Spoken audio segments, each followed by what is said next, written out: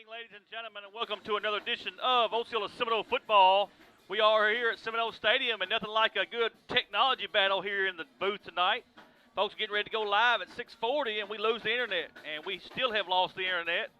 We finally got it back up enough to push what we can to Facebook. Hey, if you know anybody that's asking you about YouTube, guys, let them know that we're doing the best we can to get it to YouTube. We've got a internet issue here in the booth. We've got a Ritter problem. Yeah, we don't have any internet in the booth. We're going off of a MiFi, so hopefully we're going to be able to have that for all night long. We'll just have to see. Nothing like some good old technology before we start. Bobby, big conference showdown tonight. Two good teams, going to be high-powered on both sides. Dalen Powell, Derek Powell, Stephon Coleman's going to lead the way for Hoxie. For Osceola, you know it's going to be Don Taven Littleton, Anthony Harris Jr. It's going to be just by committee for Osceola tonight, and Seminoles won the toss. They are going to get the ball here as we start. And, guys, we'll fill you in on the rest of the stuff. We're sorry about the sponsors not getting at the very beginning. We're lucky to even be up and running as we are right now. We'll make up for it. With the internet We'll make issue. up for it. 12 minutes on the clock.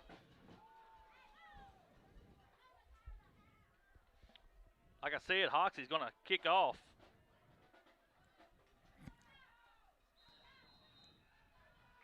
Big game, big game. High end over end kick is going to be taken to about the 20-yard line. He's across the 25, across the 30, trying to get the outside to 35, across the 36, 37-yard line, and we'll see if he marks him out at the 38. First and 10 for Osceola. A solid return by Sanaje Brown. Wasn't an awful deep kick. It was a returnable kick. He does a good job getting Osceola good field position. And you know, Michael, we didn't have a chance to really talk about things in the pregame, but one of the keys to victory tonight for Osceola is they've got to get started on offense. They've got to get started quickly on offense and produce on that side of the football to win this football game. Be first and 10 for Osceola. Ball's marked right outside of the 37-yard line. Want to thank Sudbury Radio Sports. They have the stream up and running. You can listen to it on the stream, or right now it's on Facebook on live stream. Spread formation, 4 wide receiver set for the Seminoles. Don Taven Littleton is your quarterback.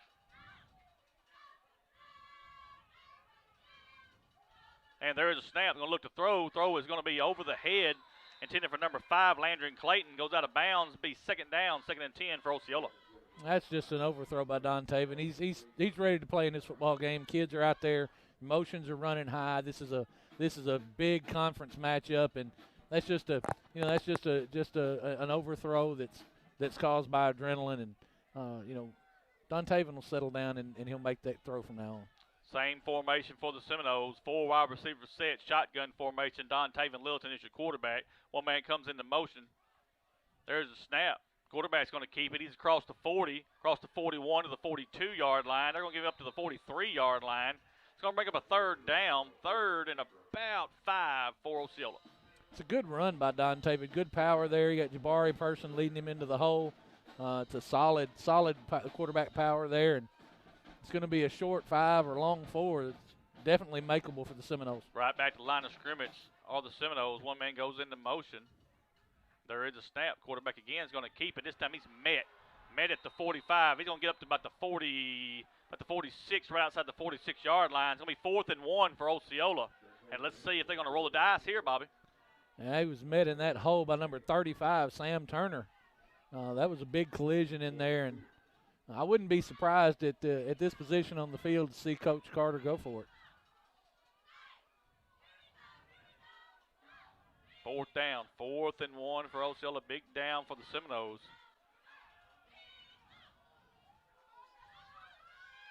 Quarterback's under center this time. One man goes into motion. There's a snap. Quarterback's going to keep it. He's going to push. He's got the first down and more. Across the 50 to about the 48-yard line of Hoxie. Be first and 10 for Osceola. And that's just old-fashioned power football right there. I'm going to line my 11 up against your 11, and let's see if I can get this yard. And that's a good sign for the Seminoles to start. The offensive front got really good push up there against that defensive front of the Hoxie football, the defensive squad for Hoxie. That's a good sign for the Seminoles starting out.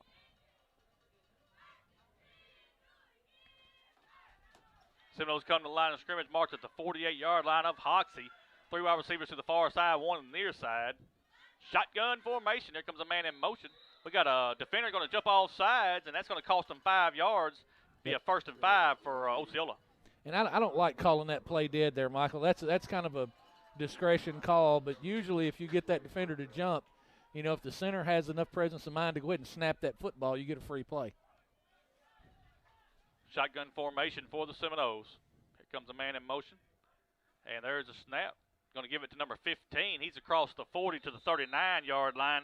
That is Skylar Young. And, Bobby, it's great to see Skylar get positive yards. Had a big week last week for the Seminoles. He did. He had a really big week. He really showed his strengths as a running back, and he's getting the start for it tonight. He's being rewarded for that productive game last week. So it's good to see Skylar out there, you know, establishing that run game for the Seminoles. It's going to be critical for them to be able to run the football.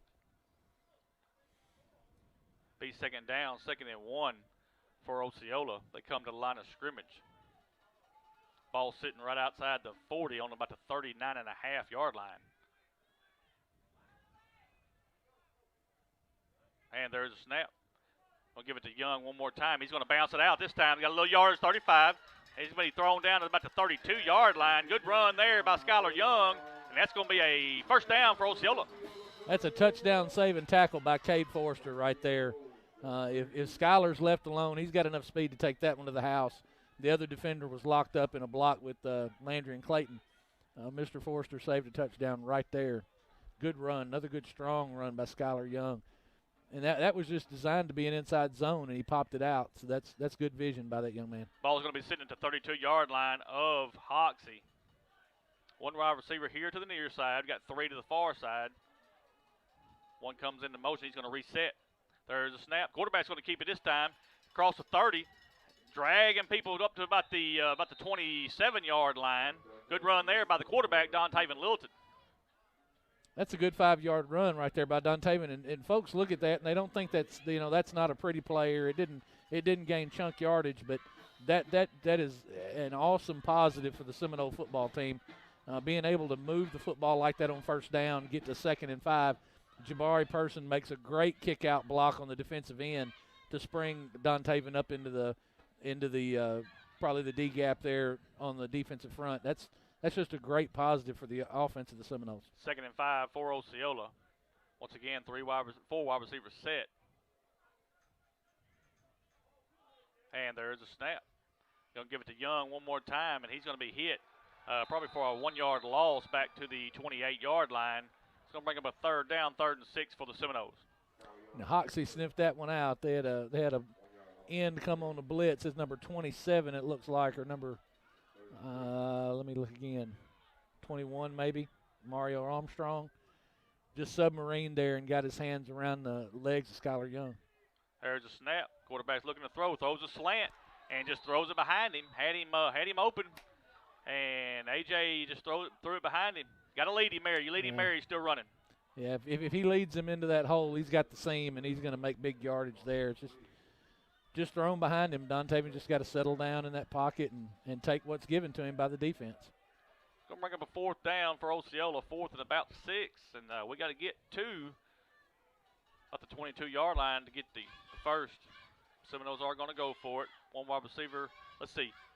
We're going to reset 2 wide receivers. 5 wide receivers set. True spread formation here. There's a snap. Quarterback's going to look to throw. Still looking to throw. He's still looking to throw. Now he's going to step up. He's going to take off. He's got to get to the 22. And he's got it across the 20 down to about the 16, 17-yard line. And that's a great job there of Don Taven Littleton using his legs to get the 1st down. Yeah, he had to escape that pressure. The pressure came off the edge, and as soon as that edge rusher was pushed around him, Don Taven saw that he didn't have any problem picking up the 1st down. That's a great decision by that young man. Go ahead and get the 1st down. That's what's important. We don't need the big play right there. We just need another set of downs. Ball sitting at the 18-yard line. Very impressive drive here for the Seminoles on their opening drive, using up a bunch of clock. And we're inside the red zone. 3 wide receivers to the far side, 1 to the near side. Shotgun formation. And there is a snap. Quarterback again is going to look to run. He's across the 15. They're going to give him up to the 15. That's a 3-yard gain. Be 2nd down and 7 for Osceola. Another good quarterback power there. It's another good positive gain on 1st down. You're in about 2nd and 7. You'd like to get 4 out of that, 4 or 5, but still it's positive yardage. It shows the offensive line of the Seminoles is getting pushed against that Hoxie defensive front. You just couldn't ask for a much better drive to start the ball game than this one. 3 wide receivers to the far side, 1 on the near side. Ball sitting at the 15-yard line. Looking to the sideline. Want to make sure they get the right play here. Down to 5 on the play clock. One man comes into motion. There's a snap. They're going to give it to the speedster. He's across the 15, across the 10. That's Jabari Person across the 5, and he's going to be knocked down at about the 4-yard line. Another first down for Osceola. Be 1st and goal for the Seminoles. And there you see the speed of Jabari Person and the speed of the Seminole offensive football team. That's just awesome. That's a great play. He reads it well. He gets around the outside, gets the corner, gets more than he needs for the first down, and now you're set. If you're the Seminoles, you're set. 1st and 4, 1st and goal on the 4. Again, this is what Coach Carter talked to us about at the first of the year. Power football, being able to control the game, control the speed of the game, and impose your will on the other team. 1st and goal from the 4-yard line. One man comes into motion. There is a snap. Skylar Young, he's going to go across about the line of scrimmage at the 4, and they're going to get him for no gain. It'll be 2nd and goal at the 4-yard line. Let's run that inside zone, Michael. He lost about a yard there. They're going to put him back at the 5-yard line, or that's what the far line judge has spotted. It's going to be second and goal from the 5. You know, Bobby Osceola's had some trouble running that ball up the middle. Just spread them out and get you a lane. Let's go right through it. 2nd and goal from the 5. There is a snap. Quarterback this time is going to keep it. He wanted the middle of the field again, and he's hit, and he may lose another. Well, they're going to give him almost back to the 5, so it's going to be 3rd and goal from the 5-yard line, and once again, tried to go up the middle, and it's just not there. And the left side of the formation is wide open. If that's an outside zone or a speed sweep to the left side, there's a walk-in right there. And I completely understand the desire to just push the football into the end zone, and it is demoralizing for a defense when you get manhandled that way, but at this point you got to have points. 3rd and goal from the 5-yard line.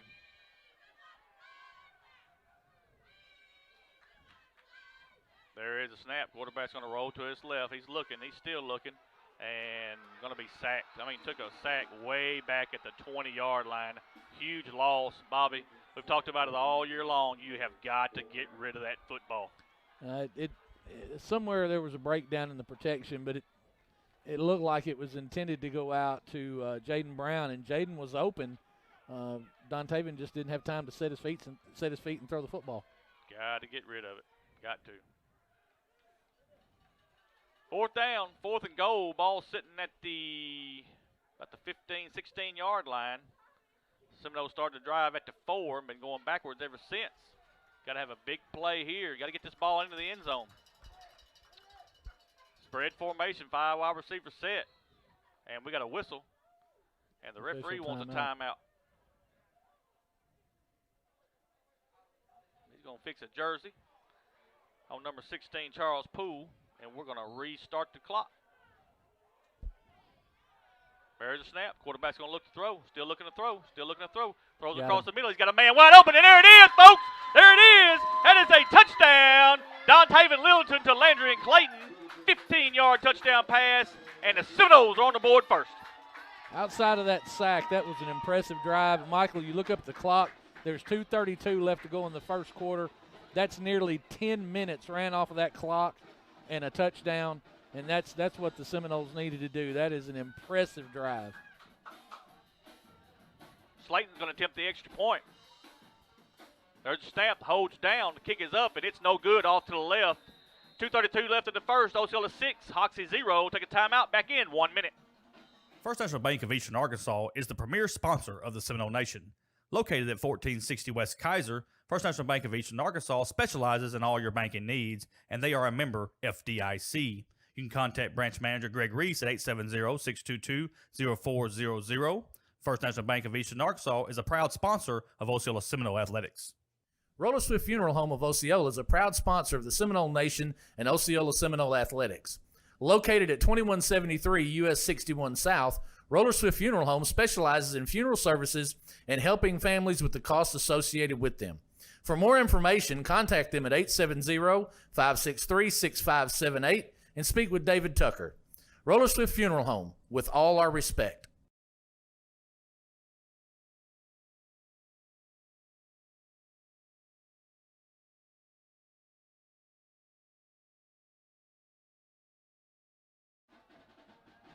And welcome back, Seminole fans, to Seminole Stadium. Seminoles have just scored on a 16-yard touchdown pass from Dontaven Littleton to Landry Clayton. Extra point was missed. 6-0 lead, Osceola at this point. And, folks, just real quick, I got some people texting me about YouTube. Folks, we've had an internet problem in the booth. We've got it pushing out to Facebook right now, but we're trying to get it to YouTube. We're working on that. So just keep trying back. We're pushing it as hard as we can because we're using a different kind of internet source. Logan Slayton's going to kick off for Osceola. You see who's deep to receive. Let's see if we kick it to him down there.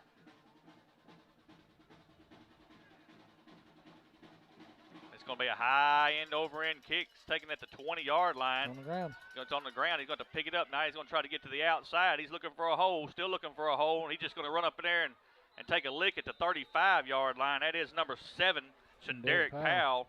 And they'll have the ball 1st and 10 at the 35-yard line. And, Bobby, just real quick, we didn't get to pregame. Derek Powell is your running back. Mm-hmm. Dalen Powell, number 13, is your quarterback. He's going to be the one that makes everything happen. And then they've got number 6, Stephon Coleman.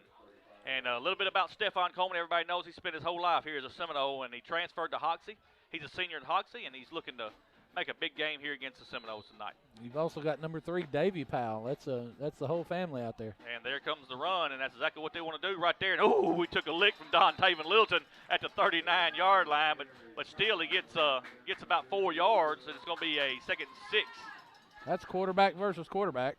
That's a good tackle by Dontaven. Good solid form tackle.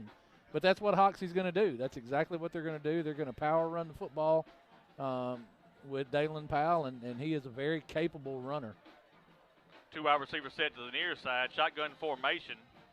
There is a snap. Quarterback's going to give it to the running back. He's trying to get to the outside, and he does. 40. He's at the 45, and he's going to go to bounds about the 46-yard line. That'd be enough for a first down to be 1st and 10 for Hoxie. They got to get up the field, Bobby. And that's, well, what you're seeing right there, that's the patience of the Powell brothers. They're looking for their hole. They're allowing their line to get on the blocks and get some push. Just the patience of those 2 young men in the run game on those inside zones. That was more of a little stretch that, get to the outside. And he just allows his blocks to develop and then finds the gap, and they're quick enough to hit the hole hard. 2 wide receivers to the far side. Shotgun formation. Dalen Powell is your quarterback. There is a snap. Going to give it to Derek Powell. He's going to hit the middle, and they're going to hit him. He's going to be up to about 2 yards, about a 2-yard gain. It's going to bring up a 2nd down, 2nd and 8 for the Mustangs. They're gonna give him almost 3 yards there. They move that ball every time after I talk. They do. They do. Well, I don't. When they're sitting the football down, but they're not looking at the line judge to see where his foot is. 4 wide receivers set this time, Bobby, and this is Dalen Powell territory here. One man comes into motion. Seminoles are going to jump off sides. It's number Terrence Marshall. Yep, 57, Terrence Marshall. And you see who's coming out. Yeah, that's Terrence Marshall's going to come out. And that young man gives you so much presence on the football field. He's a sophomore, and he's such a high energy player. He's going to be back, and he's going to make noise. Ball sitting now at the 47-yard line of Osceola. It's going to be a 2nd down, 2nd and 3 for the Mustangs. Once again, 4 wide receiver set, shotgun formation. Dalen Powell is your quarterback. There is a snap. He's going to look to throw, still looking to throw. Now he's going to take off, and that's what Dalen Powell can do. He's across the 40. Going to be hit at the 35-yard line and out of bounds at about the 34-yard line. Be another 1st down for Hoxie, and that's something that it happens all the time. He can hurt you with his feet, Bobby. He can, and Osceola got a little bit of pressure there, and they had good coverage on the back end. They ran a little little pick play here on the near side of the field to near side to the home side of the Seminole Stadium, and it's a good job by the secondary of the Seminoles to pick that up and stay in coverage. Ball sitting at the 34-yard line. One man comes into motion. There's a snap. They're going to give it to Coleman on the far side. He's going to get to the inside. He's got positive yards across the 30. He's dancing over there down to about the 26-yard line. And it's positive yards, about 9 yards. So it'll be 2nd and 1. Good run by Stephon. We always knew he had that in him. He has the ability. He's very shifty. He's very quick. He's got great feet. But I'll tell you, Michael, he's hanging that football out there a little bit loose. If he's not careful of that, one of these Seminoles will punch it out of there, and we'll get us a turnover. 2nd and 2 for Hoxie. Ball set at the 26-yard line of Osceola. Shotgun formation. There's a snap. Here comes the quarterback to his right, trying to get to the outside, and he does. He's at the 20. He's at the 15. It's a foot race. He's going to hurdle a man, and we've got a whistle. I'm sorry, we got a flag at the 5-yard line. He's going to be out of bounds at the 5. We'll just have to see what the flag is for. I don't know. We've got a lot of jawing going on. There's a lot of jawing. Najee Brown's down there looking at the official with his hands out. I don't know if that's. We got 3 flags on the field. Yeah, there are flags everywhere.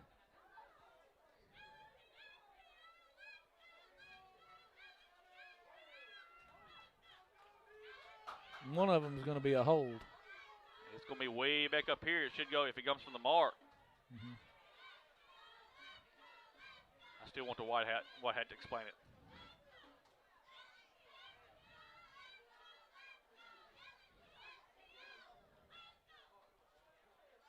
We'll get the call. Chop block. Oh, they got him chop in the chop block. Yep, against Hoxie. That's going to cost them 15 yards. That's going to be the end of the first quarter, though. We just score Osceola 6, Hoxie 0. Take a timeout. You had a personal foul. They had offsetting personal fouls as well. And I guess that's what happened down here at the goal line. Okay. We'll take a timeout. Be back in 1 minute. Bugmobile of Arkansas, located at 408 South Walnut in Osceola, specializes in pest control and termite control for both residential and commercial properties. Owners Oscar and Jade Gonzalez would be happy to come out and give you a free estimate. And you can also contact Bugmobile at 870-563-6811. Bugmobile is a proud sponsor of your Osceola Seminoles and the Seminole Nation. The Sandbar Grill is a proud sponsor of the Seminole Nation. The Sandbar Grill is located at 1100 West Kaiser in Osceola and can be reached at 563-5700. The Sandbar Grill is a family-owned restaurant established in 2007. Sandbar Grill features certified Angus steaks, seafood, sandwiches, salads, and desserts. Owners Harry and Jeanette Keats are lifelong Osceola residents and welcome everyone with a smile. Sandbar Grill is a proud sponsor of Osceola Seminole Athletics.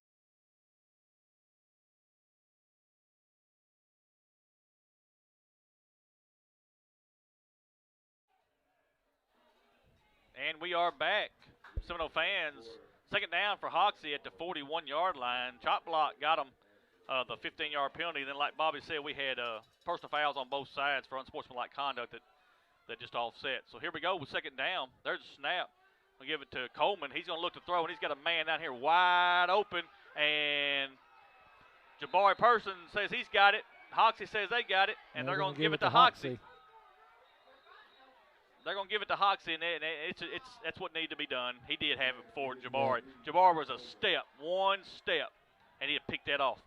He read it there, but it was thrown well. Stephon threw it well, and it was on target. And the receivers out there, just the busted coverage there, and that's set up by that previous speed sweep by Stephon.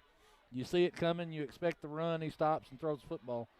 Just defensive recognition there, poor defensive recognition by the Seminoles. 1st and goal from the 5 for Hoxie. There is a snap. Quarterback's going to go to his left. He's trying to get across. He's going to get down to the 3-yard line. It's going to be 2nd goal from the 3. And again, Michael, and I realize that Hoxie's in a position to score with the football right now, but we are into the 2nd quarter, and they still haven't put a point on the board. That's a huge positive for the Osceola Seminole football team. I wish he wouldn't have said that.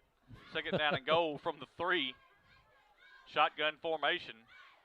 There is a snap. Going to give it to number 7 this time. He's trying to get to the outside. He's going to get to the outside with ease and walk in for a 3-yard touchdown run. number 7, Shaderick Powell. And they favor the left side of that line, Michael, and they do a good job there. They're that guard, the center guard and tackle there on the left side, left guard, left tackle. They just do a good job of sealing the defensive end and washing down. It's well blocked, and Osceola's going to have to get penetration to stop that. Jalen Chappelle is going to be the place kicker. There is a snap, hold is down, the kick is up, and it is good. 11:07 left in the second quarter. Hoxie 7, Osceola 6. Take a quick timeout. Let the sponsors get a word in. Back in 30 seconds. Osceola City Council member Sandra Brand is a proud sponsor of Osceola Seminole Athletics. Sandra represents the Osceola City Council, Ward 2, Position 2. Sandra has spent 35 years volunteering with the youth in our community and promises to keep fighting for a brighter future for us all. Sandra's motto is Prayers for Our City. Sandra is asking for your vote for re-election for Osceola City Council, Ward 2, Position 2 on November 3rd. Sandra Brand is a proud sponsor of the Seminole Nation.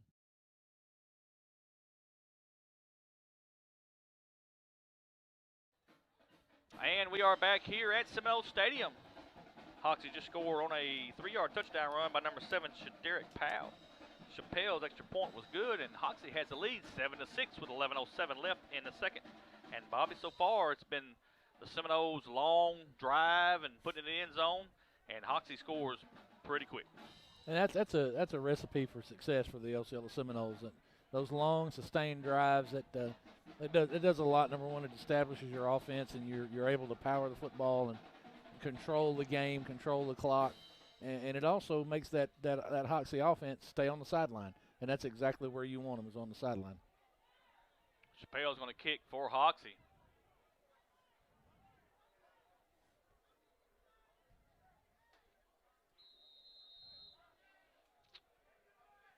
And there's a line drive kick that's going to bounce, and it's got to be picked up at the 20, and here comes our man to the 25. And he's going to get across the 25, across the 30, up to about the 32, 33-yard line. And 17. He's gone. Najee Brown is going to pick up a personal foul. And you're lucky if he don't get thrown out of the ball game for that. He threw a punch, Michael, and that's. Well, he threw the football. No, he threw the football. Oh, he threw the football. Yeah. Okay. He threw the football. Well, he'll get another one. Either way, that's not going to matter. That's not. He's going to get 15 yards, but at least it won't be an ejection.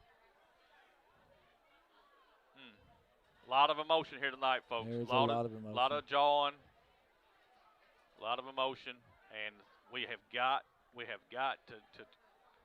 I see Coach Carter down there. He's pleading his case, and he's just saying there's two sides, and there's They always get the second one. No doubt they about that. They always get the second one.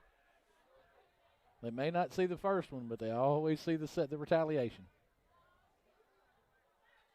We still don't have an actual call. Here it comes. That's unsportsmanlike. Yep, against Hoxie.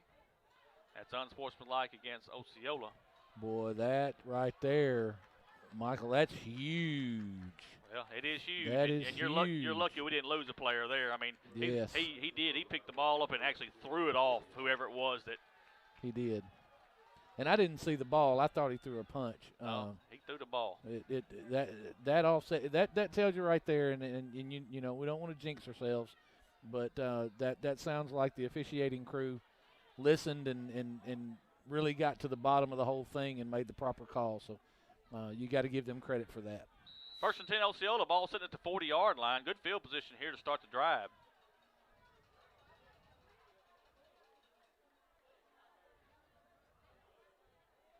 And there is a snap. Quarterback's going to look to throw. He's going to throw, and it is complete to number 5. That's Landon Clayton. And he's hit right at the line of scrimmage, so it'll be no gain. Be 2nd and 10 for Osceola, and it just hesitated. I got to tell you, well, I think he had a hand up. He had some hands up, and he had to reset. But Cade Forrester read that from the word go, and he made a break on the football and came downhill.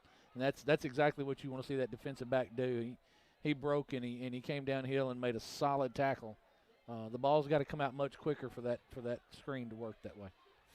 2nd and 10 for Osceola. 10:23 left in the second. Hoxie leading 7-6.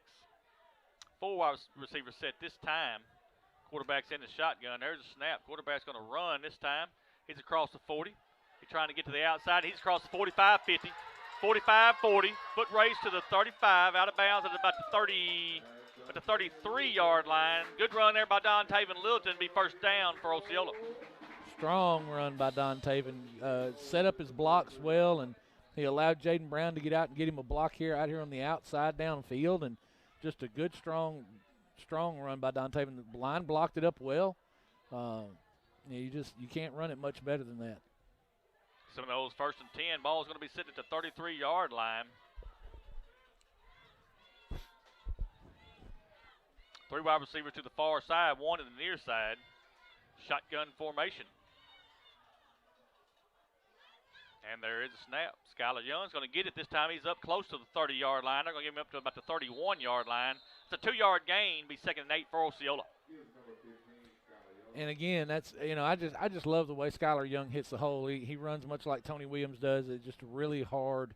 When he hits it at full speed. And again, you see a 2 or 3 yard gain. You don't think that's a good thing, but it is a positive for the Seminole offense. You're able to get positive yards on a inside zone, straight run play, straight power, and you want to be able to do that throughout the football game because that's what controls the clock. Seminoles going to come to the line of scrimmage. Ball sitting at the 31-yard line of Hoxie. 2 wide receivers to the near side.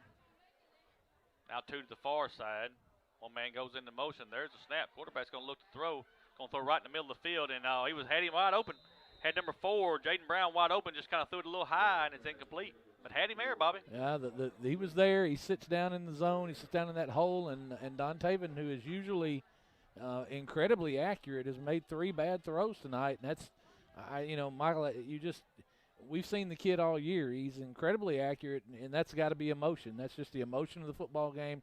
He's just got to settle down, take what the defense gives him, just deliver the football, and I'm sure he'll get that done. 3rd down, 3rd and 8 for Osceola. Shotgun formation one more time. There is a snap. He's going to roll to the quarterback. Now he's going to run. He's going to get to the far side, 30.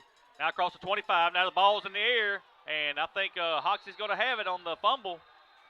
And they will. That's the first turnover of the ball game. Osceola driving, Bobby, and you just cannot do that. And it was a perfect read. It was a speed sweep. Don Taven pulled the ball down. It was a great read. He cuts back across the grain. He's got first down yardage. He gets turned around and just gets the football stripped away from him. And I promise you, no one in this stadium is hurt worse by that than Don Taven Littleton. Well, look where he's standing at. That tells you. Yep. He's upset with himself, but he's going to be a kid that will get over that and come right back. And this is the first point in the football game where there's adversity, and let's see how the Seminoles respond. 4 wide receivers set for Hoxie. One man comes into motion. That's Powell. Quarterback's going to look to throw. He's still looking to throw. Now he's going to try to run, and he's across the 20, across the 25, up to about the 30-yard line, and that will be another first down for Hoxie on the quarterback keeper.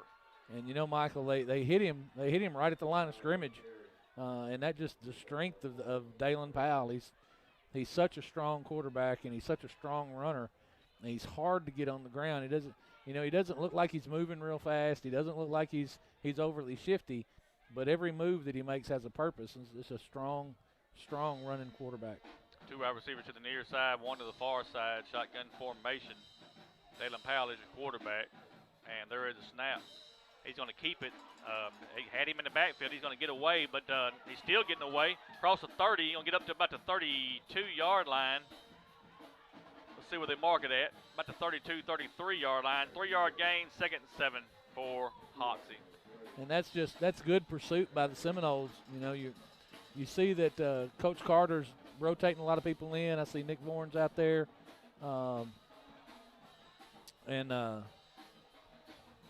It's just good pursuit, just good solid pursuit, good penetration, good pursuit. Shotgun formation one more time.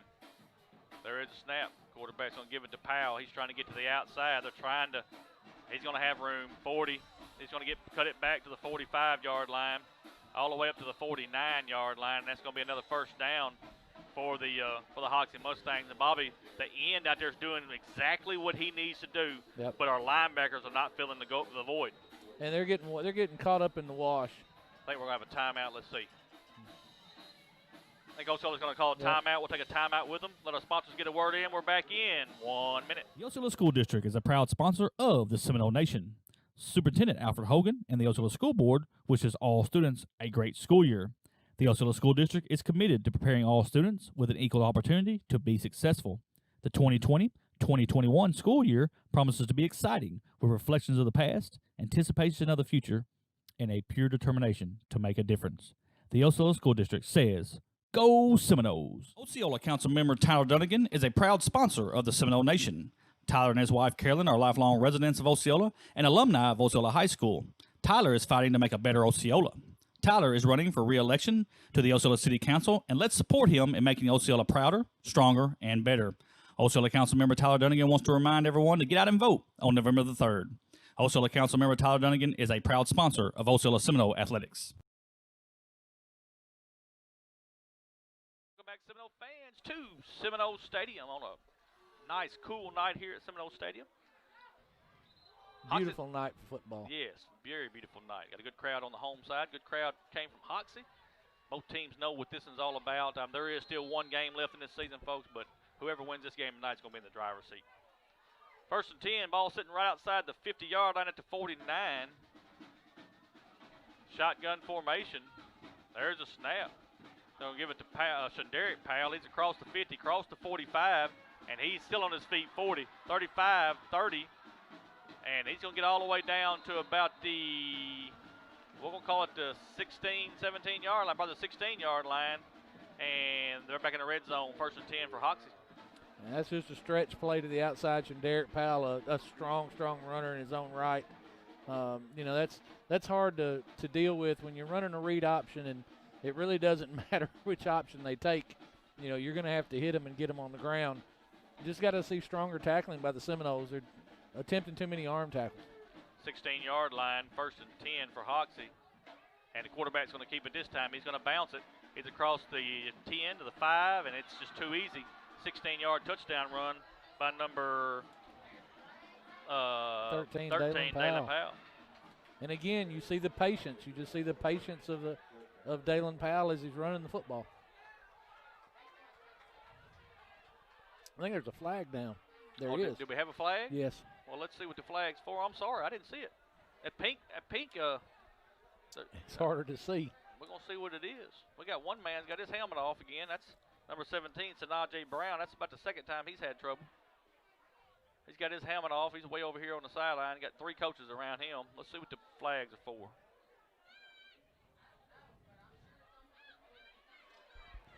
They hadn't moved that ball from the 2, so I'm assuming we're going to have something maybe on us.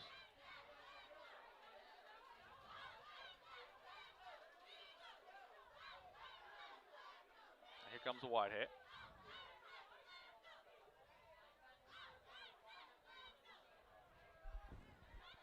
He's going to talk to Coach Carter. Unsportsmanlike conduct against Hoxie. And they're going to... I'll move it back. No, I think they're going to do it on the kickoff. I think that's what he motioned. He didn't give a dead ball signal. If it's not a dead ball foul, and that would negate the game. Well, your man at the 2-yard line ain't moving the football. He's not moving the football, but the white hat didn't give us a dead ball signal. That had to come after the play. Yes, I think it did have to after the play, and I think what they're going to do is put it on the kickoff.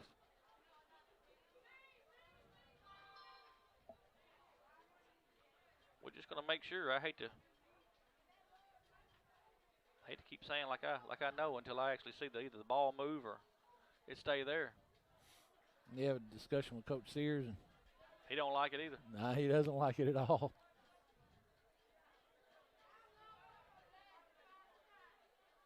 And yes, it's going to be the extra point. So the play's going to happen. It's a touchdown, 16-yard touchdown run by number 13, Dalen Powell.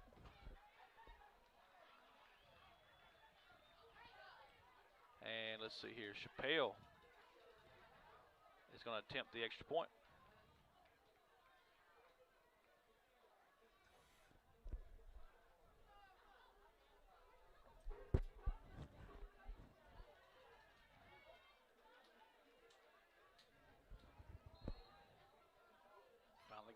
whistle to play. There is a snap. The hold is down. The kick is up. It's low, no good. So 7:09 left in the second. Hoxie 13, Osceola 6. Take a quick timeout. Back in 30 seconds. Huddle House of Osceola is a proud sponsor of the Seminole Nation. Huddle House has been serving up fresh and hot home-style meals for breakfast, lunch, and dinner for more than 60 years. Huddle House is the host of family and friends brought together by good food, cooked to order, and served from the heart. Go by and see store manager Michael Henderson at 4563 West Kaiser in Osceola, or contact him at 870-563-6099. Huddle House of Osceola is a proud sponsor of Osceola Seminole Athletics. And welcome back, Seminole fans, to Seminole Stadium. Hoxie just scored on a 16-yard touchdown run by the quarterback, Mr. Dalen Powell. Extra point was no good. And after the penalty, Bobby, let's see where they mark it at. I think they're going to mark it off. If it's right, it's 15 yards from the 40, so it should be the 25. That's what it looks like. Well, let's see.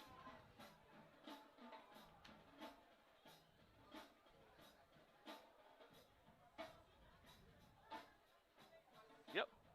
So Hoxie's going to, after the unsportsmanlike penalty that happened there at the end, they're going to have to kick from the 25. We'll see what kind of kick they get. Should give Osceola pretty decent field position with 7:09 left. And Bobby, it's very imperative that Osceola do as much as they can, either get some points here, because, you know, Hoxie gets the ball in the second half. You don't want them to flip that on us. And that's what you want to see, a good, long, sustained drive. Taking it to 30-yard line, 35-40, getting up across the 45. They're going to push him all the way across to about the 49-yard line. That's a pretty decent field position for Osceola to be 1st and 10. Good job by Alton Barnes there. He sees that he's going to have to, take hard contact. He lowers his shoulder and gains about another 4 yards. Seminoles in good shape here at their own 49.5 to start this drive. And, you'd like to see them use as much of this 7 minutes as they can, go in and get points. Looking at that huddle down there, you can see that Coach Carter's very adamant. He's very adamant about his offense. He wants them to get some fire in them. He wants them to go down here and show them who's boss. 7:02 left here in the second quarter. Hoxie 13, Osceola 6. We got a good one here from Seminole Stadium. And winner of this game will be in the driver's seat for the conference championship. 3 wide receivers to the near side, 1 to the far side. Shotgun formation. There is a snap. Running back, Skylar Young, is going to be at the 50. He's going to get across to about the 49-yard line. Close to the 48. We'll give him 2 yards. Be 2nd down, 2nd and 8 for Osceola. It's not a bad run by Skylar Young. It only picks up a couple of yards, but again, that ability to run the inside zone, use clock, and control the football keeps that Hoxie offense on the sideline, and that's what you want. Seminoles come back to the line of scrimmage. They are in Hoxie Mustang territory. 1 wide receiver to the near side, 3 to the far side. Shotgun formation. There's a snap. Quarterback's going to roll to his right. Going to look to throw. He's still looking to throw. Throws across. Just throws it to the feet. And it's going to be incomplete. Michael, we've talked about this all year, and I'm not sure if this is the way the plays are designed or if there's a problem in the route running. But again, there's 2 Seminole receivers within 3 yards of one another, and that passing skeleton just doesn't look like it meshes to me. There's something off or somebody's running the wrong route. But again, Don Taven's on the run. He's got pressure, so he's got to deliver the football. He did have an open receiver, and he's just got to put it on his hands. It's going to be 3rd down, 3rd and 8 yards. You got to get to the 40. Lead the 40-yard line. 10 seconds on the play clock. They got to hurry. And call timeout. Yep. Coach Carter's going to take a timeout. We'll take a timeout with him. You listen to Osceola Seminole football. We're back in 1 minute. State Representative Monty Hodges is running for re-election for District 55. Monty is a proud sponsor of the Seminole Nation. Monty has worked hard in the state legislature representing District 55 and is asking for your vote on November 3rd. Monty wishes the Osceola Seminoles good luck on the season, and let's win a state championship. Let's all help re-elect Monty Hodges for State Representative for District 55. Monty Hodges is a proud sponsor of Osceola Seminole Athletics. The Willis Clinic is a proud supporter of the Seminole Nation. Medical Director Dr. Sharita Willis is wishing the Seminoles a safe and successful season on the field. The Willis Clinic is located at 616 West Lee, and their hours are Monday through Thursday, 9 a.m. to 5 p.m. The Willis Clinic can be reached at 870-563-2545. The Willis Clinic is serving your total healthcare needs. The Willis Clinic is a proud sponsor of Osceola Seminole Athletics.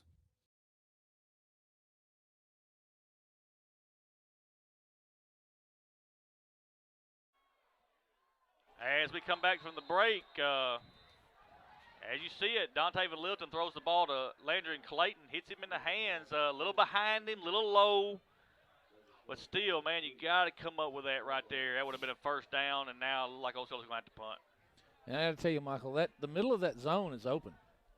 The middle of that zone is open, and if those receivers will just sit down there and show Dontaven their numbers, and he can deliver a strike, I mean, that is the potential is there for the Seminoles. Punt formation for Osceola. Anthony Harris Jr. is going to be the punter. And right now, Hoxie has nobody deep. They're going to make sure Osceola punts this thing. There is a snap. It's going to be a line drive kick. It's going to hit, go across the 20, go across the 15. It's going to go across the 10. And he picks it up at the 10. Picks it up the 10-yard line. And Bobby, that one probably would have rolled to the goal line. Let it roll. So it'll be 1st and 10 for Hoxie at the 10-yard line. It's going to make them go 90 yards, and then we're going to need the defense to step up right here, Bobby. Yeah, you've got to have your defense right here. They've got to find a way to stop this rushing attack, the Powell brothers' rushing attack. And, what we talked about in one of the breaks was the linebackers are getting caught up in a lot of the wash, and they're going to have to find a way to get across and slide down the line and make those tackles. Three wide receivers set here. Shotgun formation. There's a snap. Quarterback's going to look to throw.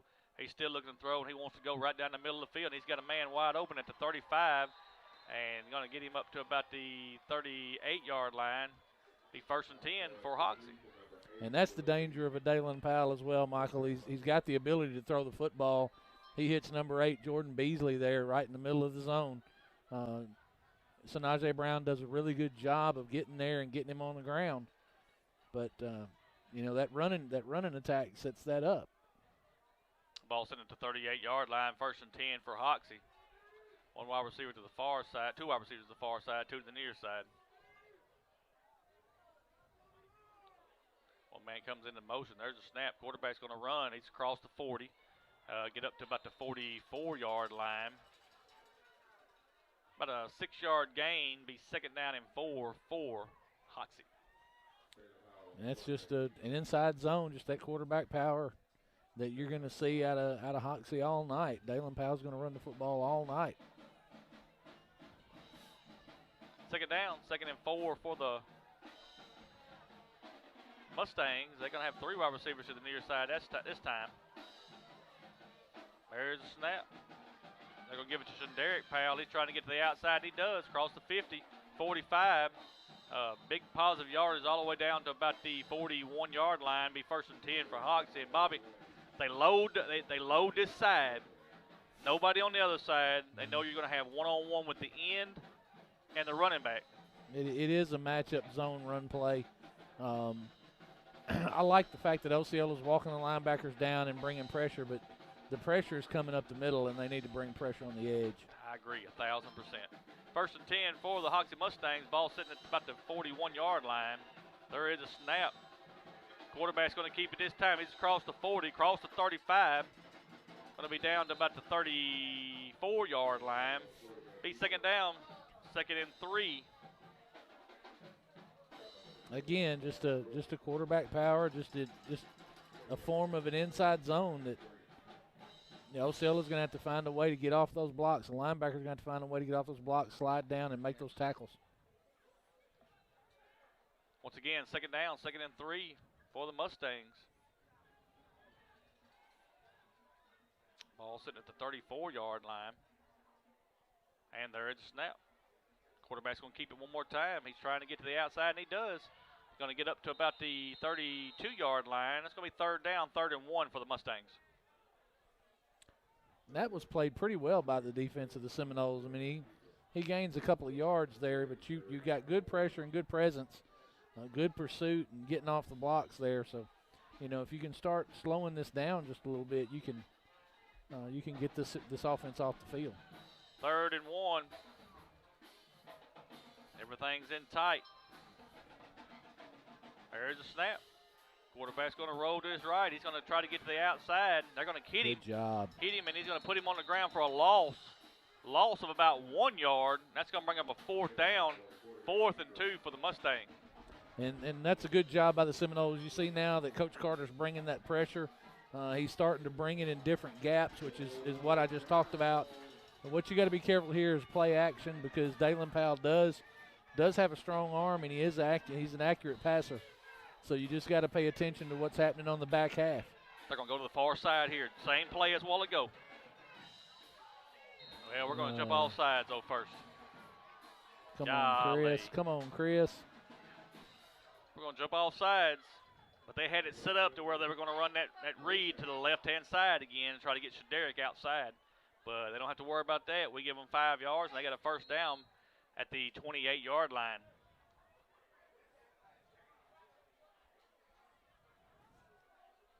.238 left in the second quarter. Hoxie leading 13-6, and they're marching at the 28-yard line of Osceola.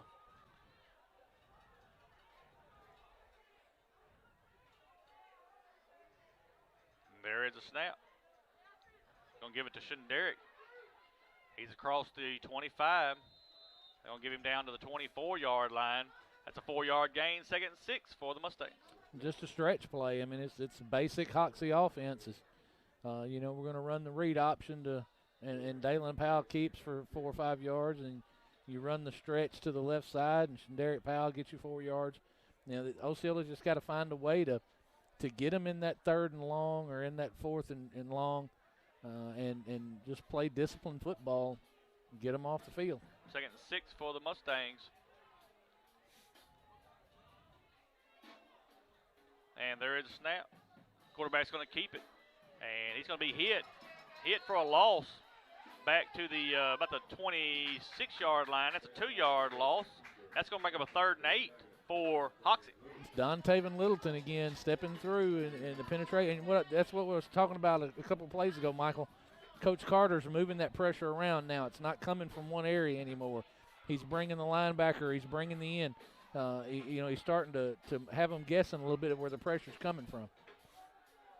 3rd down, 3rd and 8 for the Mustangs. And we've got a flag. It's going to be a false start. False start down here on Hoxie. That's going to be a 5-yard penalty. So it's going to bring up a 3rd and 13, what you're looking at now. That's a good job by the Seminoles. They came up and used a hard count, and we're trying to draw them off again. Good poise by the Seminoles, holding themselves, and the wide receiver jumped down here. Ball's back to the 31-yard line on a 3rd down. See what they dial up this time. 3 wide receivers to the near side, 1 to the far side. Powell in the backfield. There's a snap. Quarterback's going to look to throw. Still looking to throw. Going to throw right down the middle of the field, and it's incomplete. Incomplete, intended for number 1. That's Forrester, and it's going to bring up a 4th down, but he was wide open. He was there, and if Powell gets in the football, he probably walks in the end zone. Again, just running a flat or a poster out into the center of the field. Linebacker wasn't deep enough. Osceola's in his own coverage. Matchup man on the outside on the near side, and then a zone in the middle. The linebacker just didn't sink deep enough, and that's the effect of the play action. It keeps the linebacker in place and allows the receiver to get over the top. Big 4th down here, 4th and 13. There is a snap. Quarterback's going to look to throw. He's still looking to throw. Got all day to throw. Now he's going to throw right down the middle of the field. He's got a man wide open and just overthrows him. And that's big for Osceola because that's going to turn the ball over on downs. Dontaven fell down. Dontaven was in coverage with Davy Powell, and he tripped. I don't know what he tripped on. I think the turf monster got him, but he fell down, and Davy Powell came wide open. Dalen Powell just missed him, and that's very unusual. He's an accurate passer. I'm surprised he missed him there. 43 seconds left here in the second quarter. Seminoles will take over on downs at the 31-yard line. And what a game right now between 2 good football teams, one from Hoxie and one from Osceola. Both of them trying to solidify the number 1 seed as of right now in the conference. Both teams undefeated in conference. 1 wide receiver this time to the near side, 2 to the far side. Double backs this time in the backfield with Dontavian Littleton as your quarterback. Young's going to go to his right, looks to throw, going to throw. Intended for Landry and Clayton is incomplete. It was there. He just didn't. I think the linebacker stuck his hand up there and kind of threw Landry and off. I think he thought it was going to be tipped, but that slant's there. Second down, 2nd and 10 for Osceola. Got different personnel coming in and out of the ball game. A little confusion. There's a different formation here. We've seen this diamond before. Sure have. There's a snap. Quarterback's going to look to throw. Still looking to throw. Throws right over the middle of the field and it's picked. That's something you did not want to happen. They've got to get him down. Got to get him down. You got to get him. Mercy, mercy, mercy. Man, Bobby, we just talked about it. You didn't want any mistakes right there because now it's going to give them 28 seconds to put the ball in the end zone, and they're going to get the ball in the second half. It could be a 14-point turnaround. You did not want to make a mistake right there. Cade Forrester's just sitting there playing robber. He's sitting there playing spy in the middle of that zone, sitting back in his safety position, and does a really good job. Goes up, drives on the football, makes a good interception.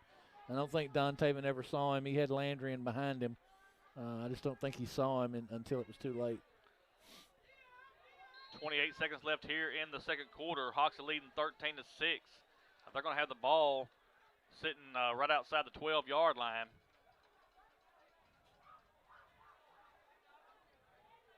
Two wide receivers here to the near side. There's a snap, and they're going to give it to Derek Powell. He's looking for a hole, and they're going to put him down. No gain at the 12-yard line. Hoxie's going to take a timeout. Let's take a quick timeout with them. We'll be back in 30 seconds. K Garden with Kai is a new local business that wants to decorate your lawn with personalized cars to celebrate birthdays, baby showers, graduations, and more. Celebrating life's greatest moments should not be a thing of the past. Owner Nastasia Ramos wants to help you celebrate someone you love by renting a personalized message displayed on your front lawn for any special occasion. Give Nastasia a call at 870-623-0756 for all your celebration needs. K Garden with Kai is a proud sponsor of the Seminole Nation and Seminole Athletics.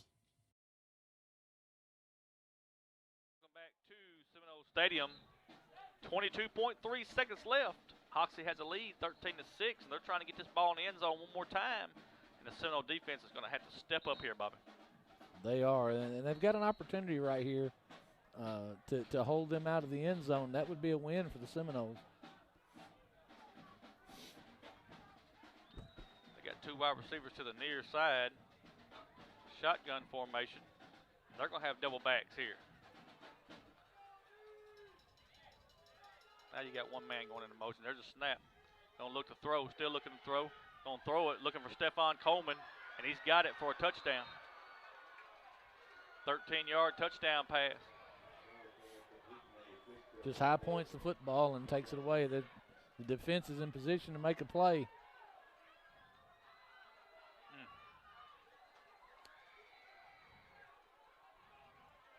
What you can't do right here at this point in the football game, if you're the Seminoles, you can't let yourself be beat right here.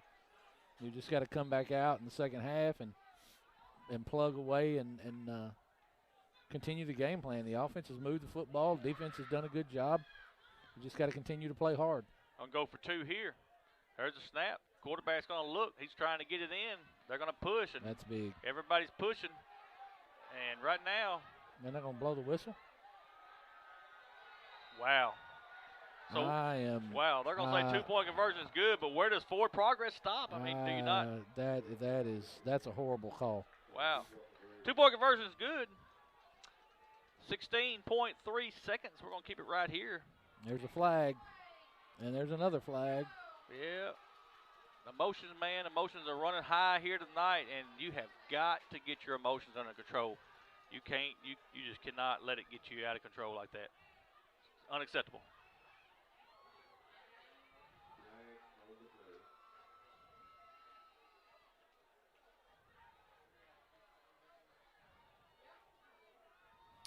That's going to kill you there. That's unacceptable.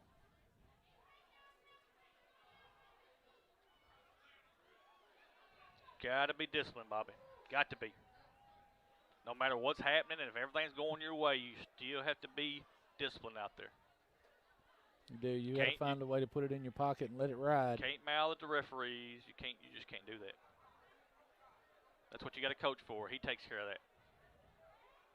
And that is his job. You're correct. And it is unsportsmanlike conduct against Osceola. It's going to be 2 of them. Yep. That's a 30-yard penalty. I'd kick the onside kick if I was Hoxie. I would too. No way in the world I'd kick it deep.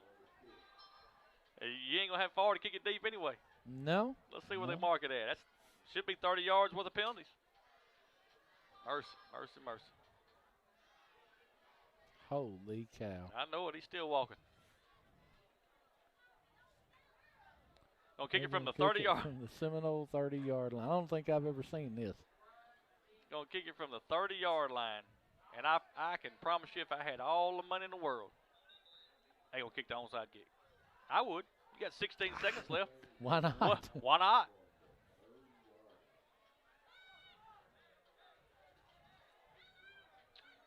Hey, Seminoles are still in this ball game, though, Bobby. They got to just they got to get their head on their shoulders, let all this get behind them. Hoxie's going to get the ball in the second half. You got to get it together. Got to get it together. Let's see what they do.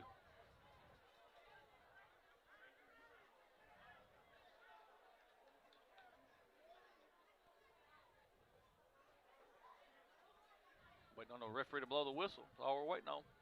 Both teams are on the field.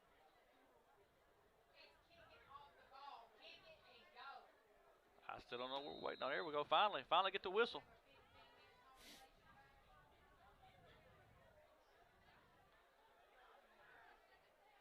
He did kick it. He's going to kick the field goal. That makes no sense whatsoever. I don't understand that at all. And look, they're even the Hoxie players are telling the kicker, "What are you doing?" Yeah, what'd you do that I think he messed it up. I don't think they told him because they're looking at him like, "What are you doing?" Why'd you do that? Wow.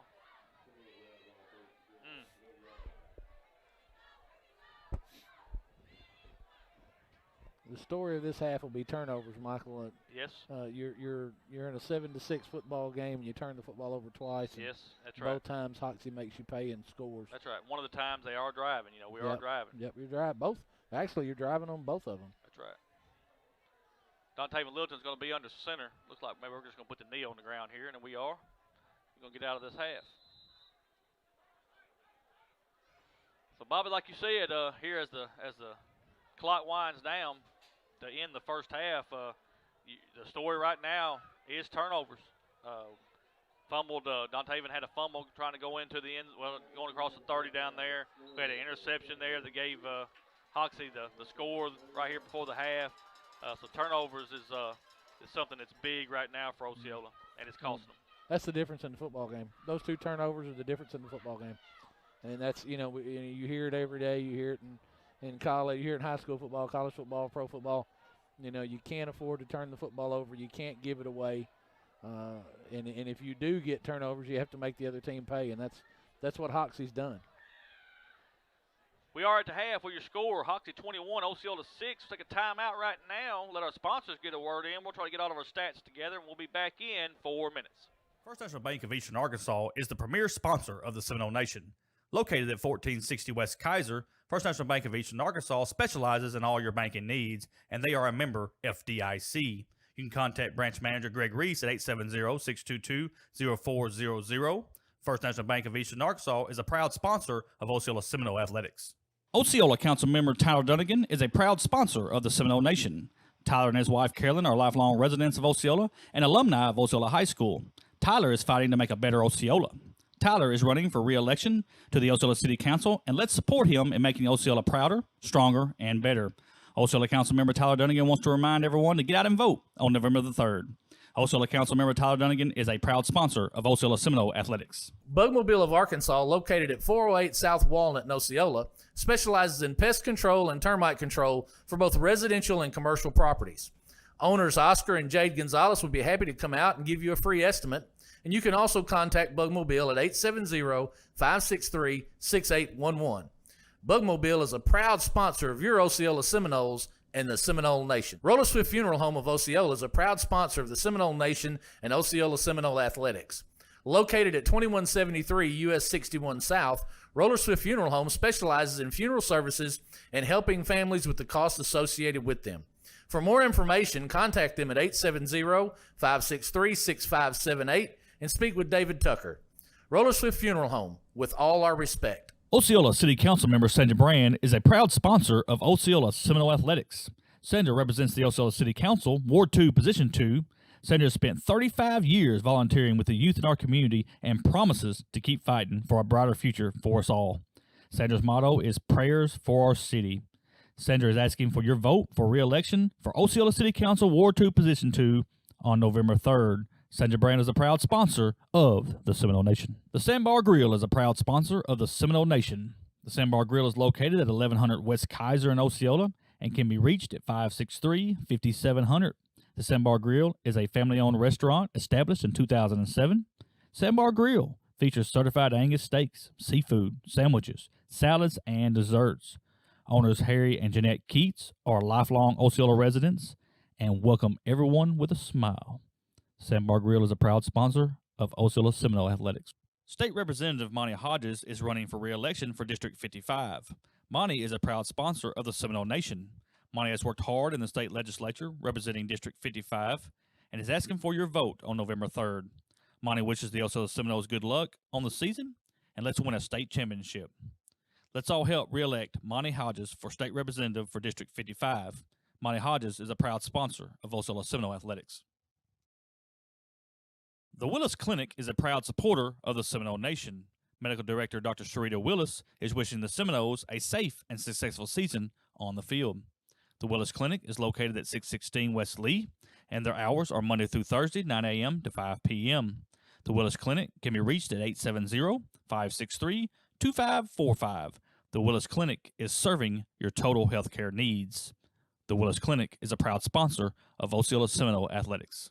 K Garden with Kai is a new local business that wants to decorate your lawn with personalized cars to celebrate birthdays, baby showers, graduations, and more. Celebrating life's greatest moments should not be a thing of the past. Owner Nastasia Ramos wants to help you celebrate someone you love by renting a personalized message displayed on your front lawn for any special occasion. Give Nastasia a call at 870-623-0756 for all your celebration needs. K Garden with Kai. Seminole fans too. Seminole Stadium, and Bobby, 21-6 at the half. Two good teams here. Turnovers has cost Osceola, and Hoxie's capitalized. It's a tale of two quarters. You just, you do exactly what you need to do in the first quarter. Drive the football in long sustained drive. Put the football in the end zone. Come back. You make Hoxie work for the touchdown that they score, and then you have an opportunity to come back and answer and take the lead, and you turn the football over on a fumble on a good run by Dontaven Littleton. And he picked up about 26 yards, and he fumbles the football, and then later in the quarter you give up the interception, and Hoxie makes you pay both times. Look at the scoring drives here in the first quarter, 2:32 left. Osceola gets on the board first with a 16-yard touchdown pass from Dontaven Littleton to number 5, Landry and Clayton. Seminoles missed the extra point, and we led 6-0 at that point. Get into the second quarter with 11:07 left. Hoxie gets on the board. Number 7, Shaderick Powell has a 3-yard touchdown run. Chappelle's extra point was good, and Hoxie led 7-6.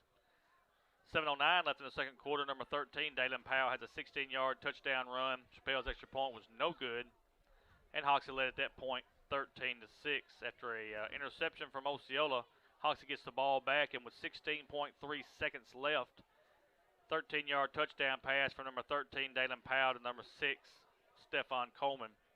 Powell's two-point conversion was good, and at the half, Hoxie leads 21-6. You've got to make Hoxie go further. You can't give him the short field. You can't give him the turnovers. Too good a football team to do that too.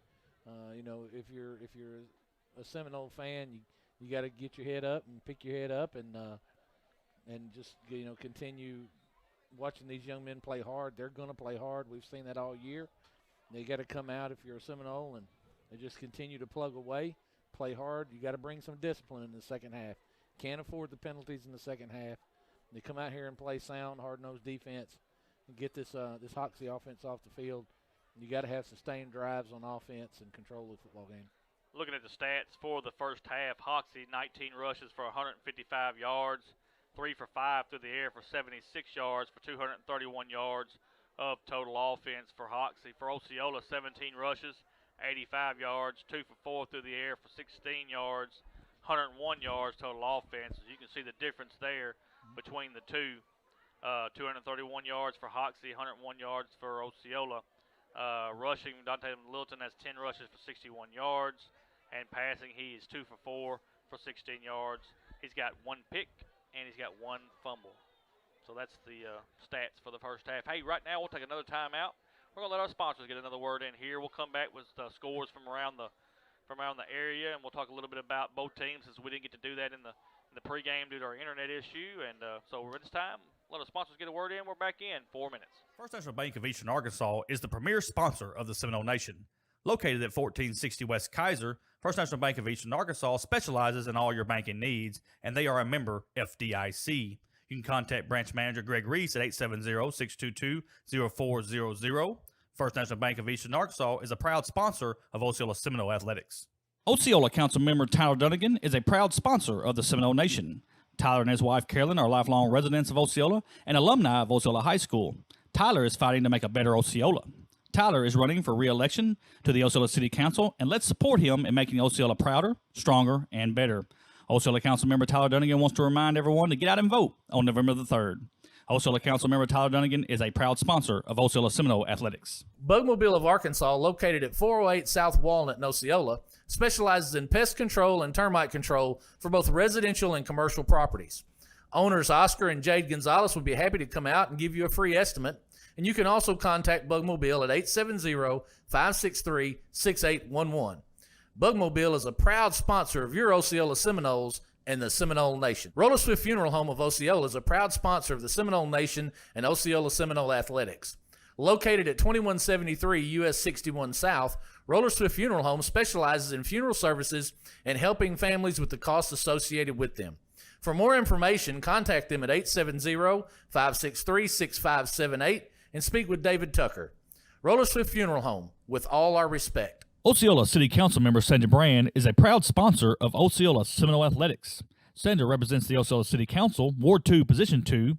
Sandra spent 35 years volunteering with the youth in our community and promises to keep fighting for a brighter future for us all. Sandra's motto is Prayers for Our City. Sandra is asking for your vote for re-election for Osceola City Council, Ward 2, Position 2 on November 3rd. Sandra Brand is a proud sponsor of the Seminole Nation. The Sandbar Grill is a proud sponsor of the Seminole Nation. The Sandbar Grill is located at 1100 West Kaiser in Osceola and can be reached at 563-5700. The Sandbar Grill is a family-owned restaurant established in 2007. Sandbar Grill features certified Angus steaks, seafood, sandwiches, salads, and desserts. Owners Harry and Jeanette Keats are lifelong Osceola residents and welcome everyone with a smile.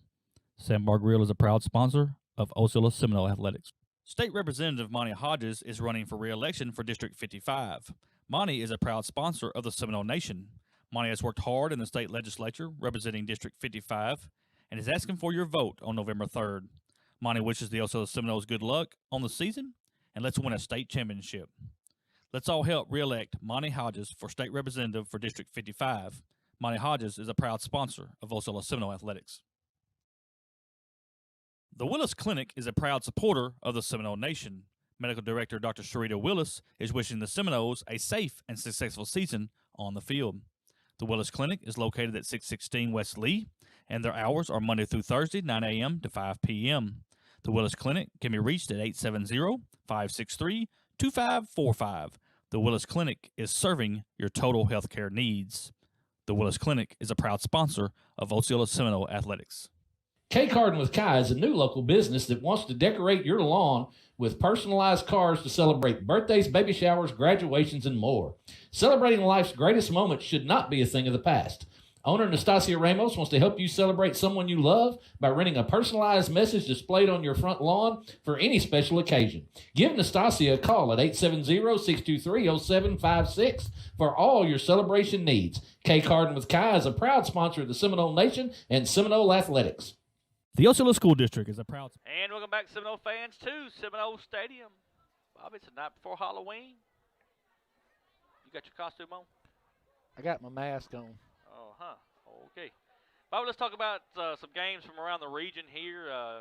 I want to know why we don't have any candy. Well, y'all gave it all out at the trunk or treat. We sure did. Woo, Lord help us. Let me tell you, there was a bunch of cars up there. Bunch of cars at the trunk or treat. Bunch of cars at the trunk or treat. I had to direct traffic. Had direct traffic. It was almost a catastrophe. Lord, did y'all have was that Main Street Osceola? Main Street Osceola had a trunk or treat, a parade. Awesome. Did it reverse and to protect the kids from COVID and everybody was masked up and we all had gloves and pre-prepared candy and did a little bit different though. The kids stayed in the car. Kids stayed in the car and we delivered the candy to the car to the kids and they drove through down Hale Street, down Main Street Osceola, and it was a great event. I mean, there were many more vehicles than we thought we would have, but it's great to see that area businesses came out and participated. Just that turnout is awesome. That's good, and plus you kept everybody safe. Everybody's safe. That's the number one thing. And all the kids are going home to eating candy, and we don't have any candy up here, and I just don't understand. Well, I'm a little. We'll have to work on that maybe for next year. I don't know. We got spider webs in the corner of the screen, but we can't get no candy. Spider webs. We got spider webs, and if you look at our graphics, some of them got the little like blood dripping or something from all the letters. I see that. Jay, his creativity. He works on that stuff in his time, but then when we get ready to go, don't nothing work. So I don't know. You giving him a hard time tonight. He ain't got no control over the internet. I don't know. I don't know. What year is this? 2020? Okay. I think so. I thought we putting people on the moon trying to go to Mars, but we just can't get the internet to work. Conference games. Hoxie is at Osceola, 21-6 right now is the score. Hoxie leading Osceola. Manila is on the road at Walnut Ridge, Bobby. They've got a barn burner over there. I can hear Scott Townsend right now hollering for the Manila Lions all the way through that computer. 16-14, Manila leads Walnut Ridge. That is a barn burner, and that's a little surprising score there. It tells you that Manila has improved over the year, and they're giving Walnut Ridge all they want. Harrisburg are on there. They had to go to Corning tonight, and Harrisburg right now has got the lead, 19-8. And boy, I bet you Andy Earl's giving them what for? Andy Earl's letting them hear about it over there, and Corning's in a really good spot in the conference, and I think they're 5-2, and they've played some really good football, and it'd be a bad deal for Corning to drop one over there, and I'm sure Andy's letting them hear about it every chance he gets. Yeah, I guarantee it. We'll talk a little bit about that more here in just a minute. And the other conference game tonight, Piggott is at Palestine Wheatley, and it's all Piggott, 26-0.